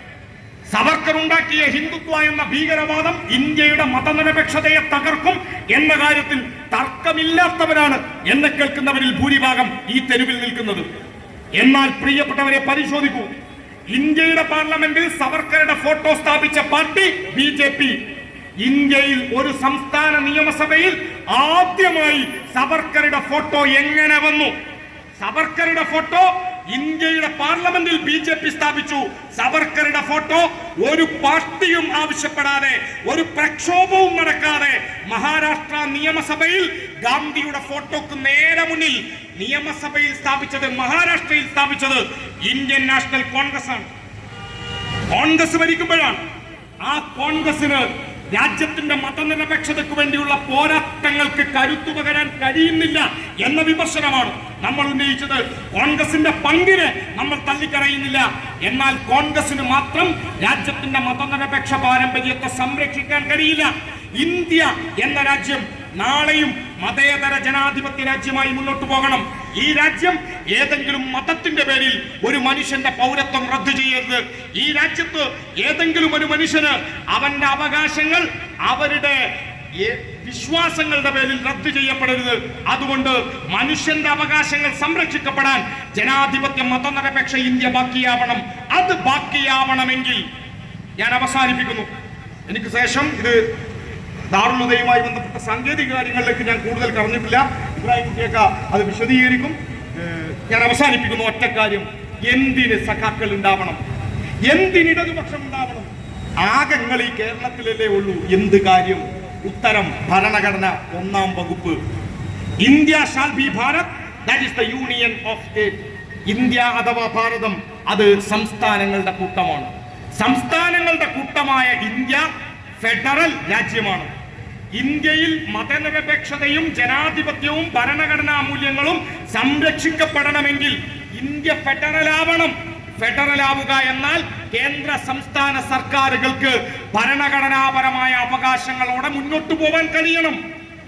എന്തുകൊണ്ട് ഇന്ത്യ ഫെഡറലായി? 2 കാരണമേ ഉള്ളൂ. 1, വലുപ്പം. 2, സാമൂഹികവും സാംസ്കാരികവുമായ വൈവിധ്യം. ഇന്ത്യയുടെ സാമൂഹിക സാംസ്കാരിക വൈവിധ്യങ്ങളെ സംരക്ഷിക്കണമെങ്കിൽ, മതേതര ബഹുസ്വര ഇന്ത്യ നാളെയും ബാക്കിയാവണമെങ്കിൽ, RSSന്റെ ഹിന്ദു രാഷ്ട്ര അജണ്ടയെ ചെറുത്തു തോൽപ്പിക്കണമെങ്കിൽ, RSSനെ കായികമായി ചെറുക്കേണ്ടത് അങ്ങനെ ചെറുക്കാൻ, RSSനെ ആശയപരമായി ചെറുക്കണമെങ്കിൽ അങ്ങനെ ചെറുക്കാൻ, RSSന്റെ കാവി ഭീകരത ഇന്ത്യയിൽ പടരുമ്പോ ആ കാവി ഭീകരതയെ ചെറുക്കാൻ ചുകപ്പിന്റെ പ്രതിരോധ കോട്ടയുണ്ടാകണം, ചുകപ്പുണ്ടാകണം, ഇടതുപക്ഷം ഉണ്ടാവണം. ആ ഇടതുപക്ഷ രാഷ്ട്രീയം കേരളത്തിൽ കരുത്തോടെ മുന്നോട്ട് പോയാൽ മാത്രമേ ഈ രാജ്യത്തെ ഫാസിസ്റ്റുകളെ തടയാൻ കഴിയൂ. അത് നമുക്കേ കഴിയൂ എന്ന ബോധ്യമുള്ള ജമാഅത്തെ ഇസ്ലാമി അവർക്ക് വേണ്ടത് അവരുടെ മൗദൂദി പറഞ്ഞ മതരാഷ്ട്രമാണ്, കുത്തിത്തെരിപ്പാണ്, കുളം കലക്കി മീൻ പിടിക്കലാണ് ജമാഅത്തെ ഇസ്ലാമിയുടെ ലക്ഷ്യം. ആ ജമാഅത്തുകാരാ നിങ്ങൾ പറയുന്നു ഹിന്ദുത്വ മാർക്സിസം എന്ന്, അത് ഏറ്റുപിടിക്കുന്നു ലീഗ്. പ്രിയപ്പെട്ട ജമാഅത്തുകാരാ, മുസ്ലിം ലീഗുകാരാ, നിങ്ങൾ വായിക്ക് RSSന്റെ ഏറ്റവും പ്രധാനപ്പെട്ട ഗ്രന്ഥം വിചാരധാര, ബെഞ്ച് ഓഫ് തോട്ട്. അതിന്റെ ആഭ്യന്തര ശത്രുക്കൾ എന്ന അധ്യായത്തിലെ 1-ാം അധ്യായം 19-ാം അധ്യായം വിചാരധാരയിൽ ഇങ്ങനെയാണ് മുസ്ലിങ്ങളെ പറ്റി. 20-ാം അധ്യായം വിചാരധാരയിൽ ക്രിസ്ത്യാനികളെ പറ്റി. 21-ാം അധ്യായം വിചാരധാര കമ്മ്യൂണിസ്റ്റുകളെ പറ്റിയാണ്. കമ്മ്യൂണിസ്റ്റ് പാർട്ടിയെയും കമ്മ്യൂണിസ്റ്റ് ആദർശങ്ങളെയും ഇല്ലാതാക്കാൻ നായികക്ക് 40 വട്ടം പണിയെടുക്കുന്നവരുടെ പേരാണ് RSS. ആ RSSന്റെ മതരാഷ്ട്ര പദ്ധതികളെ ചെറുത്തു തോൽപ്പിക്കാൻ കരുത്തോടെ ഈ രാജ്യത്ത് മതനിരപേക്ഷ മനുഷ്യരുണ്ടാവണം. നിങ്ങളുടെ വിശ്വാസം, നിങ്ങളുടെ ആചാരങ്ങൾ അതേതുമാവട്ടെ, ആ വിശ്വാസങ്ങളൊക്കെ നിലനിർത്തിക്കൊണ്ടോ നിലനിർത്താതെയോ നിങ്ങൾക്കിഷ്ടമുള്ളതുപോലെ ഈ രാജ്യത്തിനു വേണ്ടി നമുക്ക് പ്രവർത്തിക്കാം. അങ്ങനെ പ്രവർത്തിക്കണമെങ്കിൽ നമുക്കൊരു കൊടിയുടെ കരുത്ത് വേണം. അല്ല ചുട്ടുകൊള്ളുന്ന വെയിലത്ത് മരത്തിന്റെ തണലിൽ നിൽക്കുന്ന മനുഷ്യരുണ്ട്. ഞാൻ അവസാനിപ്പിക്കുകയാണ്. ഒറ്റ കാര്യം, നമ്മളൊക്കെ നല്ല വെയിലത്ത് സ്വാഭാവികമായും ഒരു മരത്തിന്റെ തണൽ കിട്ടിയാൽ നമ്മൾ അവിടെ പോയി നിൽക്കും. മരത്തണലിൽ നിൽക്കുന്ന ഏതൊരു മനുഷ്യനും സ്വാഭാവികമായും നമ്മളൊക്കെ ലാഘവബുദ്ധിയോടെ മരത്തിന്റെ തണലത്ത് നിൽക്കുകയാണ് പതിവ്. ചിന്തിക്കാറില്ല മരം വെയിൽ കൊള്ളുന്നതിനെ കുറിച്ച്. നമുക്ക് മുകളിൽ ഒരു മരത്തിന്റെ ചില്ല, മരത്തിന്റെ ഇലകൾ സൂര്യതാപം ഏറ്റെടുക്കുന്നുണ്ട്, വെയിലേൽക്കുന്നുണ്ട്. ആ മരത്തിന്റെ ചില്ല വെയിലേറ്റത് കൊണ്ട് മാത്രമാണ് താഴെ തണൽ എന്ന സുഖം നമ്മൾ അനുഭവിക്കുന്നത്. മരമില്ലായിരുന്നു എങ്കിൽ നമ്മൾ തണലത്താവില്ല, വെയിലത്ത് തല ചുട്ടുപൊള്ളി ആ അനുഭവത്തിലൂടെ കടന്നു പോകേണ്ടി വരും. ഇന്ത്യയിൽ മറ്റെല്ലാ സംസ്ഥാനങ്ങളിലും വ്യാപകമായി വർഗീയ കലാപങ്ങൾ, ജാതിവിരുദ്ധ ദളിത് വിരുദ്ധ കലാപങ്ങളൊക്കെ അരങ്ങേറുമ്പോ ഈ കേരളത്തിനകത്ത് ഒരു വർഗീയ കലാപം പോലും ഇല്ലാതെ 9 വർഷക്കാലം കടന്നുപോയി. ഉത്തരാഖണ്ഡ് എന്ന് പറയുന്ന ഒരൊറ്റ സംസ്ഥാനത്ത് ആർക്കിയോളജിക്കൽ സർവേ ഓഫ് ഇന്ത്യ എന്ന പേര് പറഞ്ഞുകൊണ്ട് 400-ലധികം മുസ്ലിം പള്ളികൾ ബുൾഡോസർ ഉപയോഗിച്ച് മാന്തിക്കളഞ്ഞു. 400-ലധികം വാർത്തയല്ല. സംശയമുണ്ടെങ്കിൽ ന്യൂ ഇന്ത്യൻ എക്സ്പ്രസ്, ദേശാഭിമാനിയിൽ വന്ന വാർത്തയല്ല ഞാൻ പറയുന്നത്. ഇന്ത്യൻ എക്സ്പ്രസിന്റെ മലയാള പ്രസിദ്ധീകരണമാണ് മലയാളം വാരിക. ആ മലയാളം വാരികയിൽ എഴുതിയ ലേഖന പരമ്പരയിൽ വളരെ കൃത്യമായി തെളിവുകൾ സഹിതം പറയുന്നു, ഉത്തരാഖണ്ഡിൽ മാത്രം എത്രയോ അനുഭവം. അത് ഈ കേരളത്തിൽ സംഭവിക്കാതിരിക്കാൻ കാരണം ലീഗ് ഉണ്ടായതുകൊണ്ടല്ല, കോൺഗ്രസ് ഉണ്ടായതുകൊണ്ടല്ല. കോൺഗ്രസ് ഉണ്ടായതുകൊണ്ടായിരുന്നുവെങ്കിൽ കന്യാസ്ത്രീകൾ വേട്ടയാടപ്പെട്ടപ്പോ ഇവിടത്തെ കോൺഗ്രസുകാർ പോയി, അവിടെ നിന്നൊരൊറ്റ കോൺഗ്രസുകാരൻ അങ്ങോട്ട് വന്നിട്ടില്ല. ജാർഖണ്ഡിൽ, ഛത്തീസ്ഗഡിൽ നമുക്കറിയാം. അതുകൊണ്ട് പ്രിയപ്പെട്ടവരെ, നമുക്ക് തണല് കിട്ടാൻ മുകളിൽ ഒരു ചുവന്ന പതാക ഉണ്ടാവണം. നമ്മുടെ മുകളിൽ എല്ലാ വെയിലും എല്ലാ ആക്രമണങ്ങളും ഈ നാടിന്റെ നെഞ്ച് തകർക്കാൻ വരുന്ന എല്ലാ ശക്തികളെയും ചെറുത്തു തോൽപ്പിക്കാൻ നമ്മുടെ തലക്കു മുകളിൽ ഒരു ചുവന്ന പതാക ഇങ്ങനെ പാറുന്നത് കൊണ്ടാണ് നമുക്ക് തണല് കിട്ടുന്നത്, ഈ നാടിന്റെ സമാധാനം കിട്ടുന്നത്. അതുകൊണ്ട് ചുവന്ന പതാകയുടെ കൂടെ, ഇടതുപക്ഷത്തിന്റെ കൂടെ, CPM-ന്റെ കൂടെ ഈ നാടുണ്ടാവണം. ആരൊക്കെ എന്തൊക്കെ നുണപ്രചരണം നടത്തിയാലും പ്രിയപ്പെട്ടവരെ, ചിന്തിക്കുന്ന മനുഷ്യന് ദൃഷ്ടാന്തമുണ്ട് എന്ന് പഠിപ്പിച്ചത് പ്രവാചകൻ മുഹമ്മദ് നബിയാണ്. നിങ്ങൾ ആലോചിക്കുക, നിങ്ങൾ ചിന്തിക്കുക. നിങ്ങളുടെ തലച്ചോറ് സ്വതന്ത്രമാണ്. നുണപ്രചരണങ്ങളിൽ വീണുപോകാതെ ഇടതുപക്ഷ രാഷ്ട്രീയം ഈ നാടിന്റെ മതനിരപേക്ഷ പോരാട്ടങ്ങൾക്ക് അനിവാര്യമാണ് എന്ന് തിരിച്ചറിഞ്ഞ് ഈ നാട് ഇടതുപക്ഷത്തിന്റെ കൂടെ നിൽക്കണം എന്ന് അഭ്യർത്ഥിച്ചുകൊണ്ട് ഞാൻ അവസാനിപ്പിക്കുന്നു. ലാൽസലാം സഖാക്കളെ, അഭിവാദ്യങ്ങൾ. ഉൾപ്പെടെയുള്ള ആളുകളുടെ റിപ്പോർട്ട്, ഇത് മതവുമായി ബന്ധപ്പെട്ട കാര്യങ്ങൾ, ഇസ്ലാമിക ചരിത്രവുമായി ബന്ധപ്പെട്ട കാര്യങ്ങൾ അറിയുന്ന ആളുകൾക്ക് പെട്ടെന്ന് മനസ്സിലാവും. ഞാനത് വിശദീകരിച്ച് സമയം കളയും. റിപ്പോർട്ട് ചെയ്യുകയാണ്. ഇത് സ്വീകാര്യമായ ഹദീസുകളിൽ ഒന്നാണ്. യാ റസൂലല്ലാഹ് മൻ ഹസബിയ എന്നാണ് ചോദ്യം. ഞാനതിന്റെ മലയാളം മാത്രം പറയാം.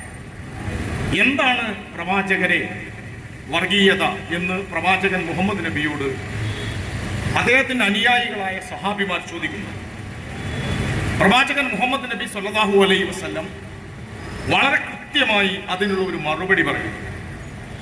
എന്തിനും ഏതിനും CPM-കാർ ഇതാ ഞങ്ങളുടെ മതത്തെ തകർക്കാൻ, ഞങ്ങളുടെ വിശ്വാസങ്ങളെ, ഞങ്ങളുടെ സ്ഥാപനങ്ങളെ ഇല്ലാതാക്കാനാണ് ശ്രമിക്കുന്നത് എന്ന് പറയുന്നവർക്ക് CPIM-ന്റെ പോളിറ്റ് ബ്യൂറോയുടെയോ തിരൂരങ്ങാടിയുടെ ലോക്കൽ കമ്മിറ്റിയുടെയോ ഏരിയ കമ്മിറ്റിയുടെയോ ഞാൻ ഉൾപ്പെടെ പാർട്ടി വേദിയിൽ പ്രസംഗിക്കുന്നവരുടെയോ ഒന്നും മറുപടിയേക്കാൾ പ്രസക്തമായ രണ്ട് വരിയിൽ ലഭ്യമാക്കാവുന്ന മറുപടി. ഇത് ഞാൻ പറഞ്ഞതല്ല. കുറച്ചു കാലം മദ്രസയിൽ പഠിച്ച, അറബി ഭാഷ ഡിഗ്രിക്കും അതിനുശേഷം വായനയിലൂടെയും കുറച്ചറിയാവുന്ന, പഠിച്ച, കുറച്ചു വായിക്കാൻ ശ്രമിക്കുന്ന ഒരാളെന്ന നിലയിൽ എനിക്കും എന്നെ കേൾക്കുന്ന നിങ്ങളെല്ലാവർക്കും ഞാൻ ഈ പറയുന്ന സ്ഥലം എനിക്കറിയാം. നന്നായി ഈ വിഷയങ്ങളെ കുറിച്ച് ധാരണയുള്ള മനുഷ്യർക്ക് മുന്നിലാണ്. എത്രയോ ക്യാമറകൾ എന്റെ സുഹൃത്തുക്കൾ പലരും മൊബൈൽ ഫോണിൽ പകർത്തുന്ന സ്ഥലത്താണ് ഞാനിത് പറയുന്നത്. യാ റസൂലല്ലാഹ് മൻ ഹസബിയ, എന്താണ് പ്രവാചകരെ വർഗീയത എന്ന ചോദ്യത്തിന് പ്രവാചകൻ മുഹമ്മദ് നബി സല്ലല്ലാഹു അലൈഹി വസല്ലം നൽകുന്ന മറുപടിയിലുണ്ട്. അപ്പുറത്തെ ബഹാവുദ്ദീൻ നദ്വി കൂരിയാടിനുള്ള മറുപടി, നാസർ ഫൈസി കൂടത്തായിക്കുള്ള മറുപടി പ്രവാചകൻ മുഹമ്മദ് നബി സല്ലല്ലാഹു അലൈഹി വസല്ലമയുടെ ഹദീസിലുണ്ട്. മറ്റാരെക്കാളും നന്നായി ഇവിടെ CPIM ഉൾപ്പെടെ ഏതെങ്കിലും ഒരു പ്രസ്ഥാനം, ഏതെങ്കിലും ഒരു സമൂഹം തങ്ങളുടെ എന്തെങ്കിലും ഒരു നെറികേടിനെ, എന്തെങ്കിലും ഒരു തെറ്റിനെ വിമർശനാത്മകമായി പരിശോധിച്ചാൽ അപ്പോൾ ഇതാ ഞങ്ങളുടെ മതത്തെ, ഞങ്ങളുടെ വിശ്വാസത്തെ ആകെ തകർക്കുന്നു എന്ന് പറയുന്നവർക്കുള്ള മറുപടി, സ്വസമുദായത്തിന്റെ അന്യായമായ ഒരാവശ്യത്തെ അനാവശ്യമായി ന്യായീകരിക്കലാണ് വർഗീയത. സ്വന്തം സമുദായത്തിന്റെ ഒരു തെറ്റിനെ അന്യായമായി ന്യായീകരിച്ചാൽ അതിന്റെ പേരാണ് വർഗീയത എന്ന് പറഞ്ഞത് ഞാനല്ല, പാർട്ടിയുടെ പോളിറ്റ് ബ്യൂറോ അല്ല, പാർട്ടിയുടെ ലേഖനങ്ങളല്ല, പ്രവാചകൻ മുഹമ്മദ് നബി സല്ലല്ലാഹു അലൈഹി വസല്ലമ പറഞ്ഞ ഹദീസാണ്, പ്രവാചക വചനമാണ്. സ്വന്തം സമുദായത്തിന്റെ ഒരു നെറികേടിനെ, ഒരു തെറ്റിനെ ആരെങ്കിലും ന്യായീകരിക്കാൻ ശ്രമിച്ചാൽ ഞങ്ങളുടെ സമുദായമാണ്, ഞങ്ങളുടെ പാർട്ടിയാണ്, ഞങ്ങളുടെ വിഭാഗമാണ് ഇത് ചെയ്യുന്നത്, അതുകൊണ്ട് അവർ ചെയ്യുന്ന എന്തും ശരിയാണ് എന്ന് ന്യായീകരിക്കാൻ ഏത് കൂട്ടരാണോ ശ്രമിക്കുന്നത് ആ കൂട്ടർ വർഗീയവാദികളാണ്. അവർ വർഗീയവാദികളാണ് എന്ന് SFIയുടെ സംസ്ഥാന സെക്രട്ടറി പറഞ്ഞാൽ SFI സെക്രട്ടറി ഇതാ ഞങ്ങളുടെ സമുദായത്തെ തകർക്കാൻ ശ്രമിക്കുന്നു. CPIMന്റെ നേതാക്കന്മാർ പറഞ്ഞ ഇതാ ഞങ്ങളുടെ സമുദായത്തെ തകർക്കാൻ ശ്രമിക്കുന്നു. ഒരു നാടിന്റെ ശുദ്ധജല ലഭിക്കുക എന്നത് ഒരവകാശമാണ്. ഒരു ജനതയ്ക്ക് മാലിന്യമുക്തമായ ജലം, മാലിന്യമുക്തമായ സാമൂഹിക അന്തരീക്ഷം, മാലിന്യമുക്തമായ ജീവിതം ഉണ്ടാവുക എന്ന് പറയുന്നത് ഭരണഘടനാപരമായും സാമൂഹികമായുമുള്ള ഒരു മനുഷ്യന്റെ അവകാശമാണ്. ആ അവകാശം ദാറുൽ-ഹുദയുടെ സമീപത്ത് ജീവിക്കുന്ന മനുഷ്യരുടെയും അവകാശങ്ങളാണ്. അവിടെ ജീവിക്കുന്ന മനുഷ്യർ പൊതുവായ ഒരാവശ്യം അവിടെയുള്ള ജനങ്ങൾക്കിടയിൽ നിന്ന് രൂപപ്പെട്ടു വരുന്നു. ജനങ്ങൾക്കിടയിൽ പ്രവർത്തിക്കുകയും ജനങ്ങളിൽ നിന്ന് പഠിക്കുകയും ജനങ്ങൾക്ക് വേണ്ടി പ്രവർത്തിക്കുകയും ചെയ്യുക എന്നതാണ് CPIMന്റെ പ്രത്യേകത. ജനങ്ങൾ എന്താണോ ആവശ്യപ്പെടുന്നത് അതിനെക്കുറിച്ച് പഠിക്കുകയും ജനങ്ങൾക്ക് വേണ്ടി പ്രവർത്തിക്കുകയും ചെയ്യുന്ന ഒരു ജനകീയ രാഷ്ട്രീയ പ്രസ്ഥാനമാണ് CPIM.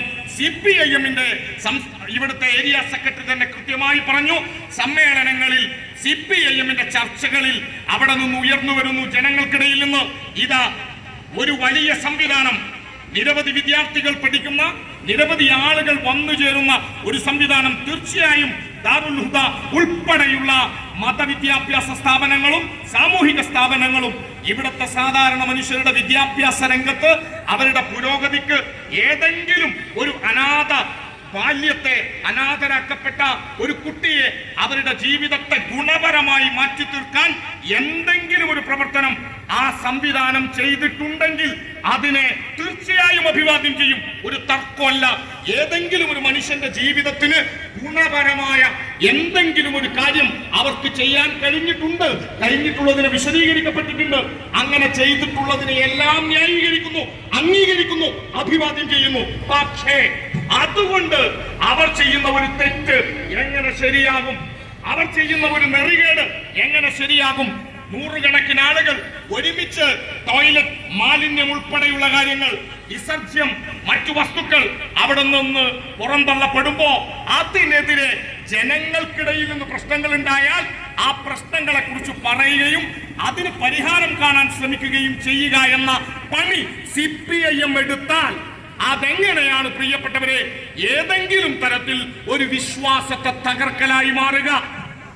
വിശ്വാസത്തെ തകർക്കലായിരുന്നു CPIMന്റെ ലക്ഷ്യം എങ്കിൽ ബഹാവുദ്ദീൻ നദ്വി ഉസ്താദിന് വേണമെങ്കിൽ കേരളത്തിന്റെ രാഷ്ട്രീയ ചരിത്രം വായിക്കാം. നിങ്ങൾ ലീഗിന് വേണ്ടി ന്യായീകരണ പ്രവർത്തനം നടത്തുന്നതിനെ ഒന്നും ഞങ്ങൾ എതിർക്കുന്നില്ല. ബഹാവുദ്ദീൻ നദ്വി ഉൾപ്പെടെയുള്ള ഏതൊരു വ്യക്തിക്കും ആ വ്യക്തിയുടെ മനസാക്ഷിക്ക് ബോധ്യപ്പെടുന്ന ഒരു രാഷ്ട്രീയത്തെ സ്വീകരിക്കാനും അതിനുവേണ്ടിയുള്ള പ്രചരണ പ്രവർത്തനങ്ങൾ നടത്താനുമുള്ള ജനാധിപത്യപരമായ അവകാശത്തെ ഞങ്ങൾ അംഗീകരിക്കുന്നു.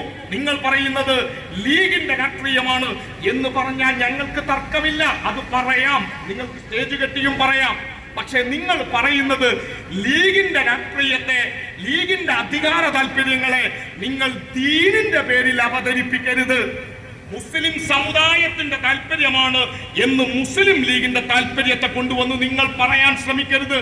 ഏതെങ്കിലും തരത്തിൽ ലീഗ് വിമർശിക്കപ്പെട്ടാൽ അത് സമുദായത്തെ തകർക്കലാണ് എന്ന് പറയുന്നവർ ഈ നാടിനകത്തെ മുസ്ലിം ലീഗിന്റെ ചരിത്രവും സമസ്ത കേരള ജമിയത്തുൽ മുഅല്ലിമീനിന്റെ ചരിത്രവും പരിശോധിക്കണം.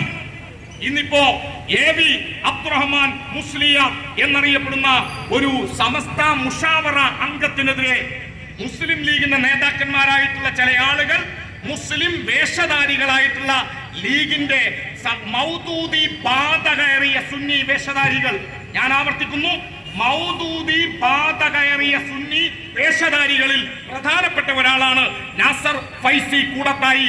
അങ്ങനെ കൂടത്തായിമാർ ഇന്നിപ്പോ പറയുകയാണ് അബ്ദുറഹ്മാൻ മുഷാവറ അംഗമാണ്.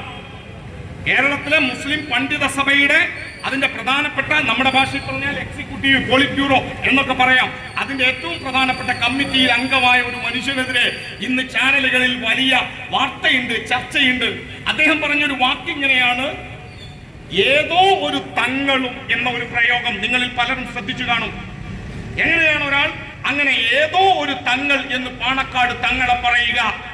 എന്നെ കേൾക്കുന്ന പ്രിയപ്പെട്ടവരെ, കേരളത്തിലെ പാരമ്പര്യ മുസ്ലിം ജീവിതത്തിൽ തങ്ങൾ വിഭാഗത്തിന്, സയ്യിദന്മാർക്ക് വലിയ പ്രാധാന്യമുണ്ട്. ആ പ്രാധാന്യം കേരളത്തിലെ സയ്യിദ് കുടുംബങ്ങൾ നേടിയെടുത്തത് പെട്ടെന്നൊരു ദിവസമല്ല. പലപ്പോഴും രോഗ ശുശ്രൂഷ, മാനസികാരോഗ്യവുമായി ബന്ധപ്പെട്ട ശുശ്രൂഷ, പലതരത്തിലുള്ള പ്രശ്നങ്ങളിൽ പരിഹാരം കണ്ടെത്തൽ, അങ്ങനെ ജീവിതത്തിൽ പ്രതിസന്ധി നേരിടുന്ന ഒരു വിഭാഗം, അത് മുസ്ലിങ്ങൾ മാത്രമല്ല, മുസ്ലിങ്ങളെ പോലെ തന്നെ ഈ പ്രദേശത്തുൾപ്പെടെയുള്ള പല വിഭാഗങ്ങളിൽപ്പെട്ട സാധാരണ മനുഷ്യർ സയ്യിദ് കുടുംബങ്ങളിൽ ആശ്രയമനുകയും അവരുടെ അടുത്ത് പോവുകയും ചെയ്തിട്ടുണ്ട്. അതിനുദാഹരണമാണ് നമ്മുടെ മമ്പുറം തങ്ങൾ.